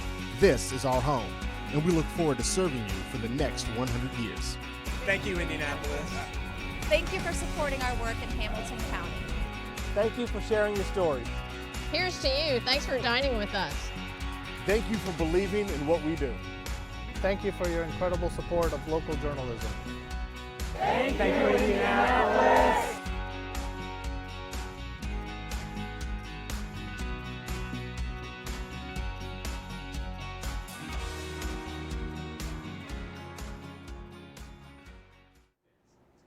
All right, so big thank you again to all of the supporters and subscribers who have helped us get to this 30,000 digital subscriber milestone, and your support helps programs like IndyStar Friday Night Live, presented by Bath Experts, continue to do what it's doing. Blazing new trails, trying new things, Balling, expanding, basically. expanding what journalism, local journalism means here in the greater Indianapolis area. So, good looking out. We're going to jump into some more action here on IndyStar Friday Night Live. Hey, this guess what? matchup still underway. What do we got here? Is that Mooresville East Central? You Yes, bet it is. That is Mooresville East Central. Indeed, this one all tied up as we were able to bring you the big touchdown run and extra point that made this one 7-7. So let's take it away with the call and see if they can reclaim the lead they enjoyed for most of the first half here in this one. But an effective one nonetheless. And I'll tell you something you and I have been involved with. Well, we're involved with last summer. I've been there for a couple of years now. That student leadership conference they do at Plainfield High School in the middle of the summer. We did a breakout session on athletes and talking to the media. And, boy, I tell you what, kids from all over the state converged upon Plainfield. And what a good time that is. It was. And I got my card in the mail I on did Thursday. too. Yep, the sure 23rd of June is when they're doing it again. And I tell you what, it was a great day had by all, just great fellowship, but great learning. Great to see those kids. And another trip to Gray Brothers. If Yes, I it will be. Yeah, priorities, you understand. Yes. So whistle blows before the play got off, and a procedure penalty going to be charged against the Pioneers. And again, you got to have discipline. I know you're excited. I know you're down here. You want to have a chance. Flag there, so let's take a break in the action to show you what was the first score in this matchup between Maryville and How do you know Crown they Point. score? Well, it's because I have powers, and they tell me that Maryville's going to get on the board first in this one. See, I know things. Yeah, it's very precious. That's why I'm here. That's why I'm in this seat. All right, let's jump back over to this East Central Mooresville matchup, still all tied up, coming out of the penalty here, and this drive continuing for Mooresville. And did you know that Mooresville's the home of the state flag? I did not know that. I didn't either until I read the field right there. All right, well, what do you know? See how much you learn on this show? I know. It's great. We do it all. I think we learned a couple weeks ago that Corydon is was the first state capital of Indiana, thanks to our sports clerk, Rob Peters, who studied that in elementary school. All right, so this shows part football, part state history. Enjoy. Let's take it away. So you just want to see how our friends are doing across the state of Indiana. For sure. I know Brian Crabtree well at North Vermilion. Coached with him at Monrovia once upon a time. And needless to say, Brian Crabtree's found a home at North Vermilion High School. He's had a ton of success there, and good for him. I tell you what, they score, they play great defense. And again, it's just nice when you find that niche. I remember Chuck Stevens telling me at Frank Central, when you find a school that lets you coach the way you want to coach, don't leave. Well, he's got an assistant principal on his staff. That tells you about the relationship he has with the administration there. And Brian Crabtree could go to a lot of schools, a lot bigger. Oh, and you and I know that when you have the support of the administration, don't leave. And when you don't, it's almost impossible. Yeah, that's right. Perry slips through traffic, and just before he gets to the line of scrimmage, shoves it ahead. In the open field, Pioneers, Braden Evans gets the football down inside the 10 to the 9. Wow, great job by Perry of the awareness to know where the line of scrimmage was. He did not get past the line of scrimmage. Great job by the officials. I know East Central wanted that to say an illegal forward pass, but again, he does a nice job. The ball is out before he gets to the 39-yard line, and then Evans takes over. Woo! There's a reason why he's going to Ball State. Great athlete, great player. He had an eye on the stick and an eye on Evans. Yes. Period. I mean, that you can't do it any closer than that. No, and I tell you what, looking back, you're going to let Perry run. Right. Don't leave Evans. That's right. Okay, that side is 2020, but again, great. All right, jumping over and bringing you some more action in this Maryville Crown Point matchup right now, 7-0 in favor of Maryville. Crown Point looking to answer back. And again, Crown Point has ended Maryville's season each of the last 3 years. So the Pirates are going to be looking. I can't even come up with a pun. I was going to try to come up with a pirate pun, and I couldn't. So just the Pirates are going to try to win. All right, let's go see if Pirates can make it happen. Sure. Let's take it away with the call. They gained back that false start penalty yardage. Looks like 3rd and 2 now. See if they can try to punch it across that chain. See if they trust the quarterback, Pettit, or if they give it to Lira again. And they give it. Lira, left side this time, looking for the sticks. Depends on the spot. And it looks like a pretty good one. They're going to give it to him right at the 35. So, Davian Lira. All right, jumping out of this one and into some more action from East Central Mooresville When you say in the red zone. Mooresville action? Mooresville action in this Mooresville East Central matchup. They are in the red zone. There's a flag, but they are still very, very close to scoring and reclaiming the lead that they had earlier in this one. Yeah, and Mike Gillen has just done an absolutely fantastic job at Mooresville. He's done great things at Indian Creek, did great things at Decatur Central. He is one of the area's best coaches, and he has really turned this Mooresville program back around. Again, they won the sectional title last year, and if they could do it tonight, they would knock off the #1 team in the state in Class 4A and undefeated East Central. So no small feat for them here, so let's see if they can get right back in front of the lead here. And definitely with the time left, these will be the last plays before the end of the first half. I know they want to go in with that momentum of a touchdown. Yeah, but they're right down there at the 1.5 yard line. You got to call timeout with 5 seconds left. This is a tough call here. I mean, it's probably not a tough call. You probably go for the tutty. Oh, absolutely. You probably go for the touchdown. You trust your offense to get you a half yard. But they don't get in, then they're going to be left with no points. So hey, run that play fast enough and get down. And there's no way you can get your unless you throw here. If you throw here, you do a quick pass, maybe you give yourself a chance to kick a field goal if you don't make it. And that's one of my favorite things so far in watching sectionals is just the decision-making, the play calling that these coaches and these teams are making in these matchups with so much on the line. They know this is win it or go home. What do you do? What does Justin Elmack do at this point? Do you run the ball, hope you get in? Do you throw real quick? You maximize your minutes. You throw real quick, see if you can make it happen. If you don't, and you get that incomplete pass, pray that you don't throw an interception. You get another shot at least to get the field goal and get those crucial points on the board. This game has been formation says they're running the ball right up the middle. Well, no one listens to me. It's just like at home. Looks like East Central's going to call timeout so they can look at what Mooresville was doing, looked how Mooresville was lining up. So they got to see it. They probably saw the same thing we saw. Oh, they're going to run it right at us. Definitely. So try to decide which gap they're going to attack. And also, if you are watching either at home in the comfort of your couch or you're in the stands, braving the cold temperature and watching this game live, share all of your thoughts, good, bad, and otherwise. Using that hashtag IndyStarFNL has been the hashtag we've been using all season long. And we've been trending quite a bit all season long, which has been great. Again, I've been trending all my life. I don't know about all season long. Trending before Twitter? I'm a trendsetter. Sure you are. So they're getting back on the field in this one, still tied up. We're going to stick with this one as long as we can, too. This is, as we've pointed out, one of the few very tight games of the evening so far. I'm running behind big number 84 over there. Do you see the size of that tight end? Oh, for sure. I'm running over there. I'm sealing that edge, and I'm going that way. It looks like that's what they're going with. Let's see what happens. Ooh, they're going to go with the hand up. He got it. Touchdown. Touchdown. Mooresville. Some Mike Gillen, the gambler. Look at him, the rolling out, the play action. 1.2 seconds left on the clock before half. What a play. Like what I had said, you make a quick pass. Yeah. If that wasn't incompletion, they had another second on the clock to go for a field goal. Once again, Justin was right. Yes, Justin was right. That's one for me. And how many for me? We can count how many times you've been right. We can't count. It's just how many times have I been right. Just crazy to count that high. All right, big extra point coming up. We'll see if Mooresville can make this a 14-7 game. I'm going to call that offsides, but he made it anyways. Are they going to say unembedded to the kicker, I guess? It's offsides. Just let the kick go. It was good. Don't make him kick again. Decline. Kick's good. All right, 14-7. So let's jump over to this Roncalli matchup. 27-14. Roncalli over Lebanon right now. Lebanon's punting, and they got into Roncalli territory, draw stalled, so they were deciding that, hey, let's go trust our defense to make a stop here, get the ball back. All right, so bringing you 27-14 another in that look one. in and an update on that one. Let's jump over to yet another game that we've been tracking, Maryville Crown Point. This one's still 7-0, and Crown Point working deep in their own territory to try and get back in this one. 3rd and 28, however, so they're going to have to do a whole lot from a really tough spot on the field to keep this drive alive. Yeah, and I'll give you a score update. Pendleton Heights, Mount Vernon, that scores at 7-7. There's a big pass. Guess what? That's intercepted. And interception. That is intercepted. You know, sometimes you see this a lot. You see it in the NFL. You see it in college. The receiver tries to make a play, gets his hands on the ball, and just kind of puts it up there and makes it easy for the defender to get it.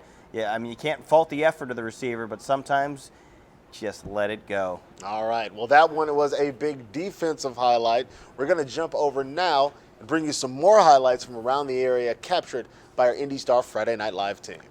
Hey, guess what? It's Elijah Hassel. How many touchdowns does he have? Well, this is at least 3. And man, good job keeping his balance. Look at this breaking tackles, staying on his feet, following his blockers. My goodness. Have yourself a night, man. He can just send the recruiters that highlight tape of this game. So far, he's the MVP of our highlight section. Elijah Hassel is having himself an evening. Hey, guess what? Center Grove, INT right here. Brayton Spetter playing center field because Drew Byerly's just going to put it up, and that's mine.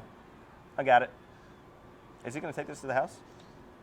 Let's see. He's going to get close. He's going to get real close. Our camera guy won't, but he's going to get close. And he gets tackled at like the 5-yard line. Hey, no criticism for the cameraman. You want to chase him down? It's cold out there. No, it's cold and he's fast. I'm surprised his phone's still working. What else we got? We're going to stick with this game. This is Franklin Community. This is a nice catch from Christian McClure. It's not going Franklin's way today. But that's a nice catch. Definitely just wrestled away from the defender. That's actually a different game. There's Franklin and there's Franklin Central. So definitely. So another great batch of highlights. We're going to take a quick break with a 60-second word from our sponsors, Bath Experts.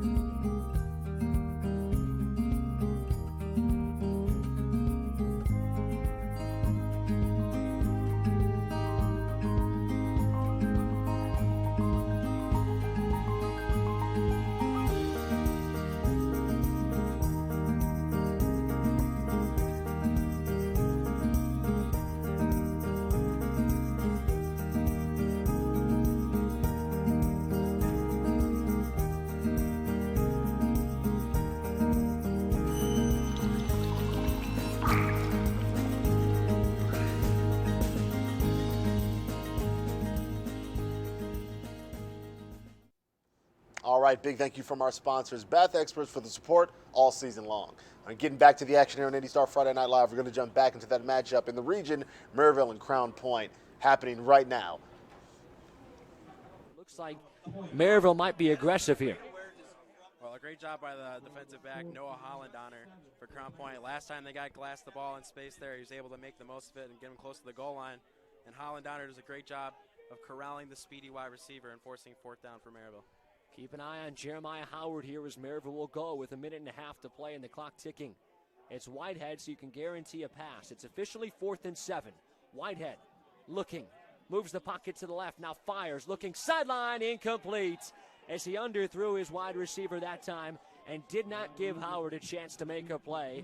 That was a long throw across the field, and for the second time on 3 drives, it's been a turnover on downs, a touchdown, and a turnover on downs again. In Crown Point, at least the defense has given him a chance so far. That's a big stop for the Crown Point defense. Maryville was in Crown Point territory, knocking on the door of a touchdown. Now Crown Point's got a life. Maybe that's a momentum turn right there, some tempo. Crown Point's got to get something here. They've been pretty predictable, at least to me so far in the early downs. A lot of running plays or maybe quick hitters, play action stuff. You think you might take some shots more on early downs, and that's not going to help. As you saw it there, one of the slot receiver, number 80, it looks like. One of those receivers moving. I think that's O'Toole. Okay, O'Toole. I would bet. He's been in the slot a lot. Yeah. Yeah, just a little tiny shift of his foot, and the Maryville coaching staff was pointing it out. That's not how you want to start off your drive. O'Toole, a senior. He's a captain. And so far, it's just It just hasn't worked out for this Crown Point offense. They have been pretty sloppy for a lot of this offensive possessions. The defense has been put in some tough spots, and to only be down 7-0 is really a good thing as they give it to Walters. Walters, pretty good run. It would have been a great run if it was still 1st and 10, but he gets probably a yard or so past the line of scrimmage, and the original line, and 6 yards officially will set up a 2nd down and 9. As we watch this replay, said it's going to hand it off to Walters. Right now, Walters is going to go. Gets tripped up right there. Could have had more, but good job by the Pirates defender there to trip him up. Tell you, Walters, if he did not, he probably had 5 or 6 more yards, maybe a 1st down. Good ankle tackle that time, 2nd and 9. A lot of motion. They flip it to O'Toole, who comes across the formation, waiting for some blocks to set up. O'Toole down the sideline, stays in bounds. O'Toole across midfield, and no. In fact, they're going to say he stepped out way back inside Crown Point territory, and it looks like he got just enough for the 1st down at the 43-yard line, unless they're spotting him at the 42, maybe a yard short, and that is the case. So, all right, going to take a break in this action to bring you a little bonus coverage here on IndyStar Friday Night Live. You know, we gave you the big list of 10 games we were tracking all night, but here's another game, little bonus, something special for you. Try to give you a game within 10 points. Like, try to give you a game that's within 10 points. This one is Adams Central taking on Northfield. Adams Central, as you can see, leading 24-14 right now. So again, bonus coverage. Shouts out to all of our network partners who are able to, allowing us to bring you these games statewide as our sectional action continues. And most importantly, shout out to the IHSAA who is allowing us the feeds for the playoffs to do this statewide. Absolutely. To really help us grow our base, our audience as much as we can, to promote high school football around the state as much as we can. Definitely. So we do appreciate the statewide coverage that the IHSA has allowed us to bring you guys. Absolutely, and great. Shine, like you said, the spotlight on these student athletes statewide, the kind of same student athletes we will be celebrating with our annual sports awards, which I will be hosting when that comes back around. And I'm sure many of the names you've heard all night on IndyStar Friday Night Live will be hanging out with me on the stage. Yeah, May 3rd. May 3rd at Clues Butler Memorial Hall at Butler. So always a good night. We've had Andrew Luck, Pat McAfee, Reggie Wayne, Danica Patrick as speakers in years past. We know our speaker for this year, but I'm not going to tell you. It's a good one, though. It is a good one. I won't tell you here, but I do accept bribes, and if you want to know, you can find me on Twitter. Offer me pretty much anything, and I'll probably spill the beans. Is that what they call a quid pro quo? Yeah, sure, whatever. Anyway, we're going to enjoy this action a little bit, a little more bonus coverage, and then jump back into our action from the big board of 10 games that we showed you earlier here on IndyStar Friday Night Live. Let's enjoy a little more of this one here between Adams Central and Northfield. If I'm Northfield, I don't waste any time scoring.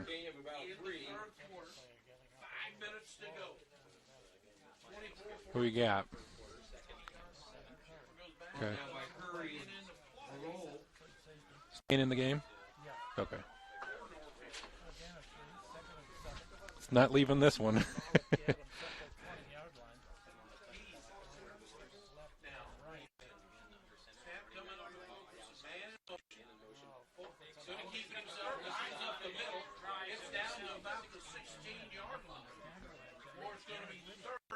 On the keeper. 3 for Northfield.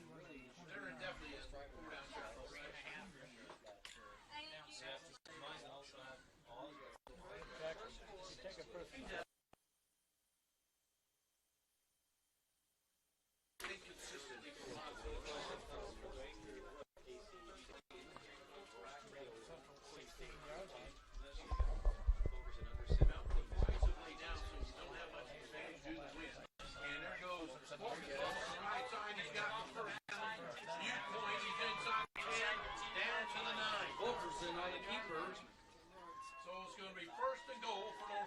For a Northfield 1st and goal. Just inside the Jet 10. He's keeping his composure for the kid, which is excellent. But he's also he's ever taken a play. Yeah, it's why that yeah. Nothing been to the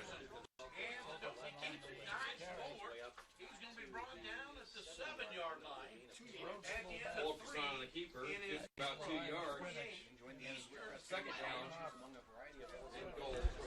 we haven't had much stoppage in play, except for that. All right, jumping out Be a holding penalty and statewide action there. That one is up in Adams County, not too far from Fort Wayne, a little bit south of that. So jumping back into Lebanon and Roncalli, this one's still 27-14 in favor of Roncalli. Let's take it away with the call, see what happens next. Trying to get underneath him, and he did get underneath him that time. They had to hold him, but he still was able to sneak out and get enough ground where he could catch the ball and get the first down on his own. 1st and 10 at the 24. Leffler gives to Gallagher. Michael hops over a man at the line of scrimmage and falls forward for a couple. Call him down at the 22. Hopped over some congestion right at the line of scrimmage. Among them, number 52, Drew Terrell, who still got the tackle. Pickup of 2 for Michael. 2nd and 8. This drive has consumed over 5 minutes now. We're inside 2:20 to go in the third. Rebels in no hurry, running the play clock down inside 10 on every play. Clock is their friend with a 13-point lead. Leffler on 2nd and 7.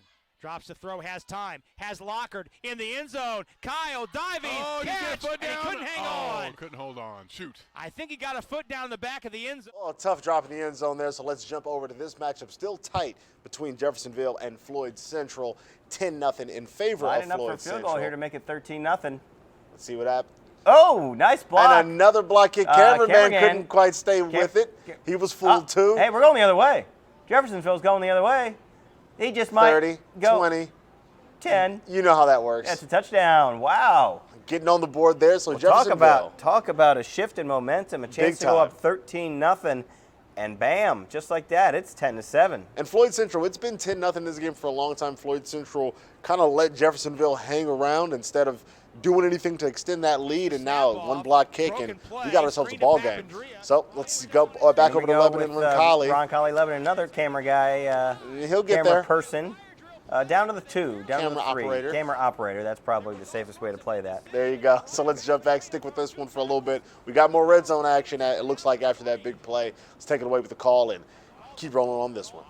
Bodies in that area where the ball went, you always get a little nervous. If that ball gets tipped at all, it could, and who knows who'd come up with it. But, man, he came up with it and then broke some tackles. 1st and goal at the 4. Flags fly. I'm not sure the Rebels were set.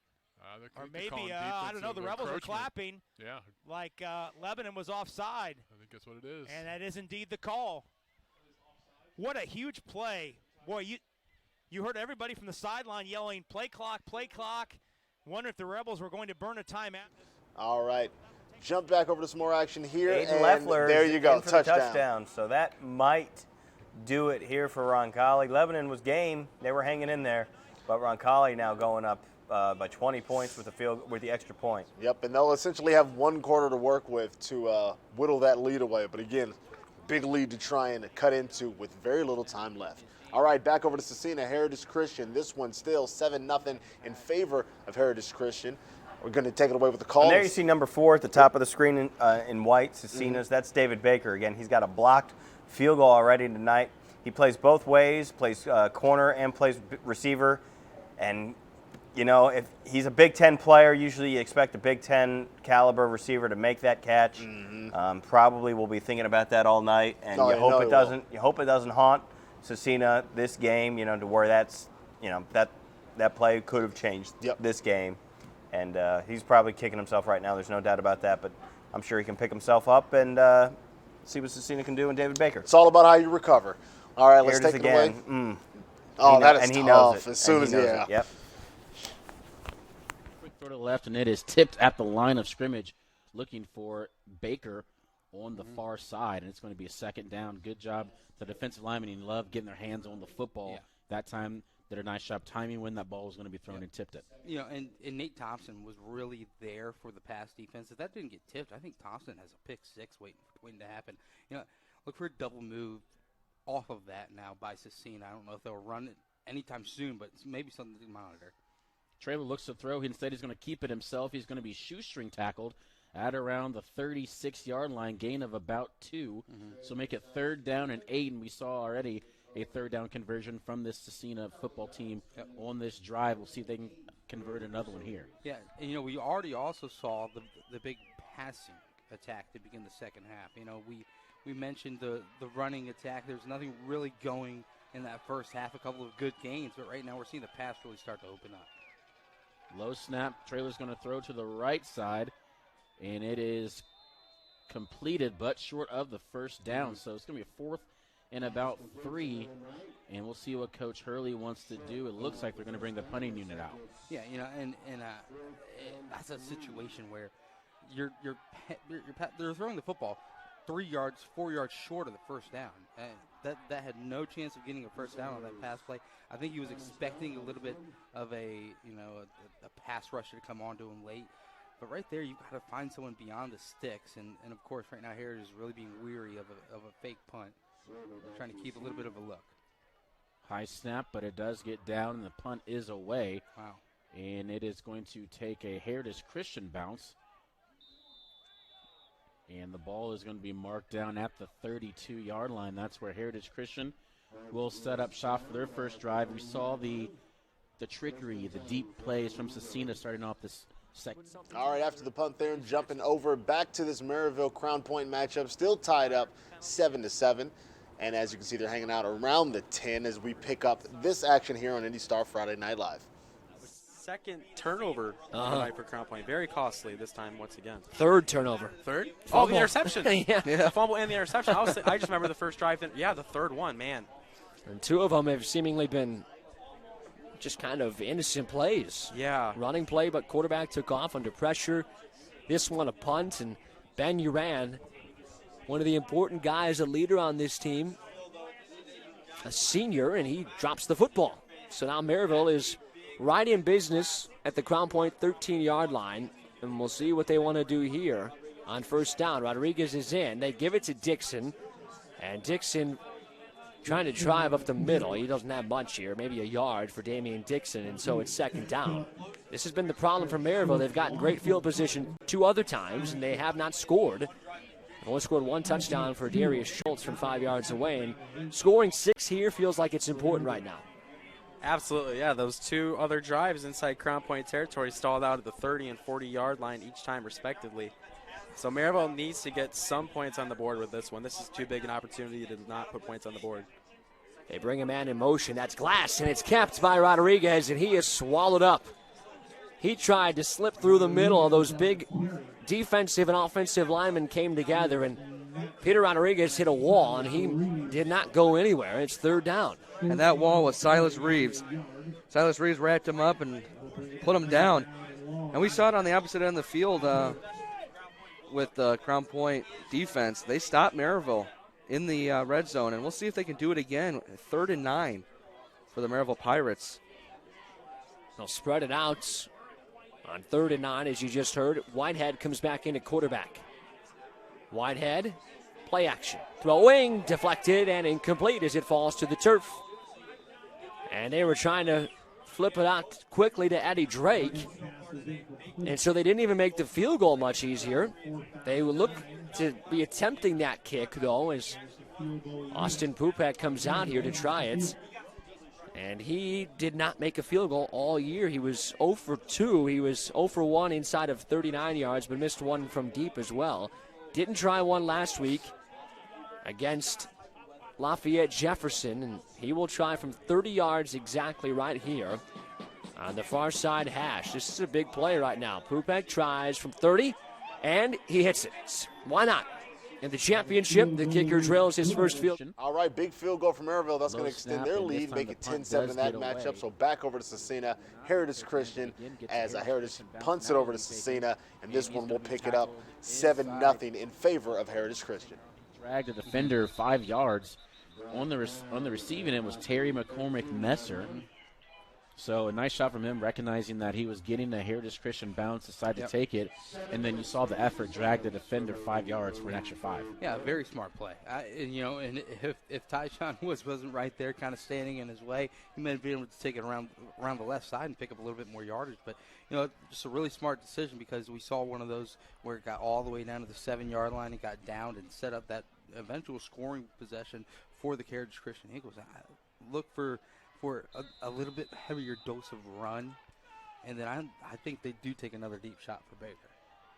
and Baker had Thompson beat a lot. You see the safety help a little bit over there. Reed Garrick kind of shadowing Baker on the far side. Traylor will look to throw this time. Scrambles to his right on the screen. It is caught, and it will be tackled for a loss in the backfield.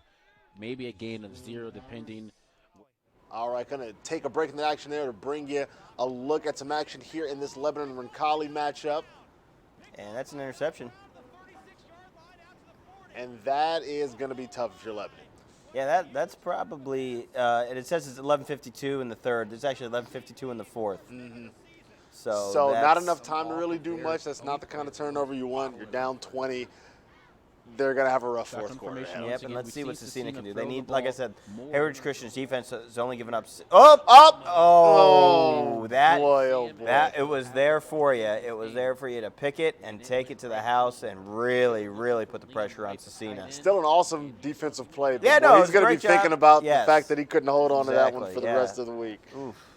Especially if they, can't hold on and finish this game off. Definitely. So let's take it away with the call on this one. See if Cecina can tie this one up. Time, and Aswell just did a great job jumping on that football. Yeah, Traylor's too late on those. On those little swing, little bubble screens, you got to get it out quick. Right there, as you mentioned, just stared down his receiver, held on to it for a second too long. That allowed the defense to react and try and come up with a pick six. So on a 3rd down and 10, Traylor's going to take a shot down the field, and it is almost intercepted once again. Cecina looking for flags. They're not going to get it. On the defense, Zach Schlemer, excuse me.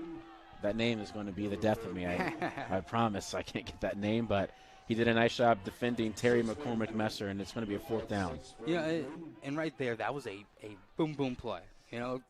All right, jumping back over to Maryville Crown Point, still 10-7 in favor of Maryville in this region matchup. Yeah, and I'm going to give you a final. Ben Davis 50. Southport 10. When you get the running clock in the second half, these games end pretty quickly. Definitely, and that is a final in a big way for Ben Davis. Let's stick with this one and bring you some more action. Oh, actually, getting where we're going to jump back over. Big development in Heritage Christian Cecina. And I'm guessing that's a block punt. Is that what we're seeing here, or a return? We got a late now flag. Flags on the field. So I'm guessing that number 1 shouldn't have run on the field to celebrate right there.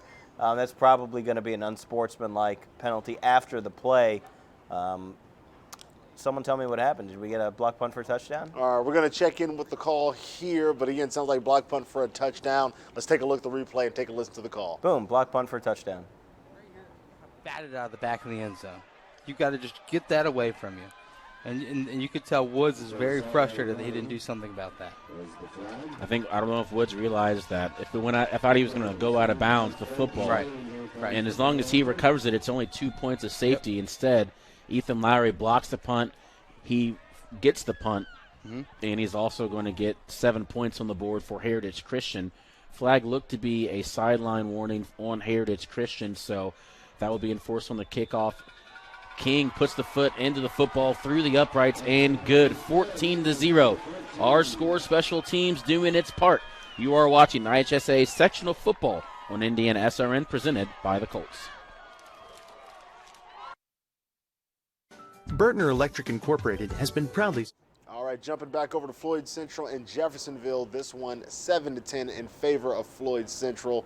And Jeffersonville, again, we just saw not too long ago them have a big momentum shift with a block kick and touchdown that made this one 7-10. See how Floyd Central responds. And they respond with a huge touchdown pass right across the middle. Receiver staying on his feet. And they're going to extend their lead in this one. So this has been one of the tighter games all night long. But Floyd Central, with that big pass, responding from that block kick and that special teams play to once again put that space between themselves and Jeffersonville. Another score update for you. Triton Central leads Providence 20-0. So looks like the Tigers are going to get a sectional title. All right, jumping back over to Maryville Crown Point. This one 10-7, and this drive continues. Let's take it away with the call. Touch under 6 minutes to play now in the second quarter. First half of football, 10-7. Pirates on top if you just joined us on the radio side.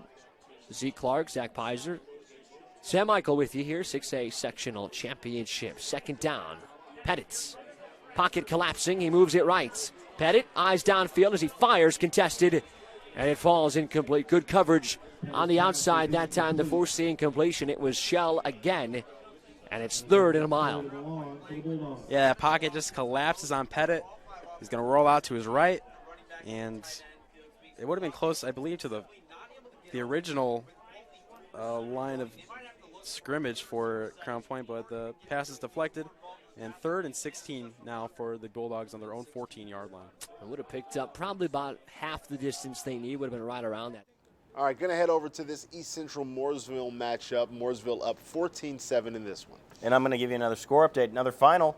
Carmel 35, Westfield 7. Hey, guess what? I got another final for you. New Pal 49, Franklin 14. So we've got 3 finals already. The running clock makes it happen. We got 3 finals before 9 o'clock. Very efficient matchups here in this week of action on IndyStar Friday Night Live. Mooresville right now trying to make it happen and extend their lead here against East Central. Let's take it away with the call. For him, he's a middle linebacker and has 9 tackles for loss, and he was very, very patient, and he just kind of flowed right out there in the flat and waited for Robinson to come to him and knocked him out of bounds. I'll tell you what, Cole does a nice job of understanding where the play was going and understanding how to get underneath the linemen that were out there pulling, and now to really prevent or make this a long 3rd down play for Pioneer or for Mooresville. Yeah, 3rd and 13 if you're the Pioneers. There's not a lot of 3rd and 13s in the playbook, but they're going to try to get a bunch over the middle, and it's picked off. Playing.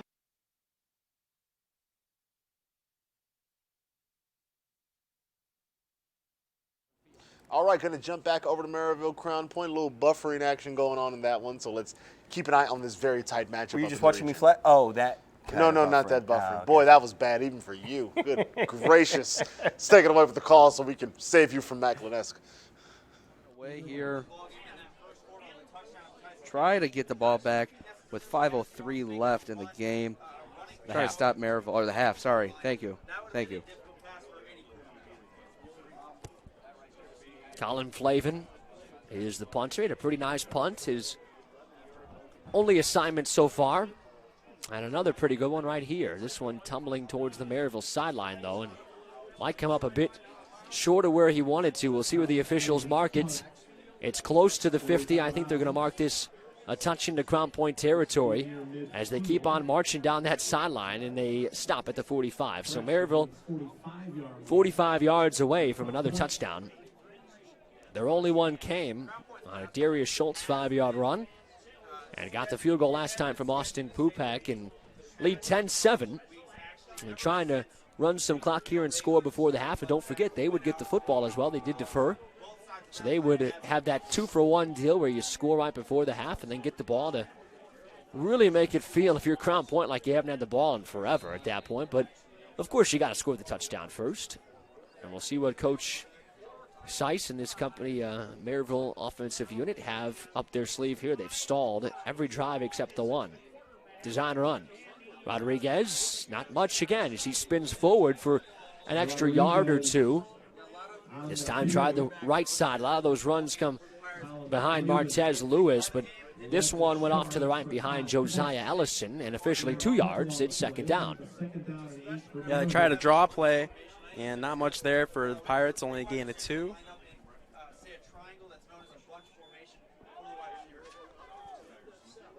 And Rodriguez, the running quarterback, I believe, is still in the backfield for the Pirates. He is, with Dixon behind him. They show a running formation with some extra blockers to the right. They give it. Dixon is stood up right at the line of scrimmage, and he goes down to set up a 3rd and long. This has been the problem. The running plays that normally gash defenses for this Maryville offense have been there at times, but have not been there when they needed it. Crown Point has stood on their side of the field. Here comes Whitehead. He's in the game now. Nobody around him. You know that means a passing attempt. Folks trying to make some noise here on 3rd down.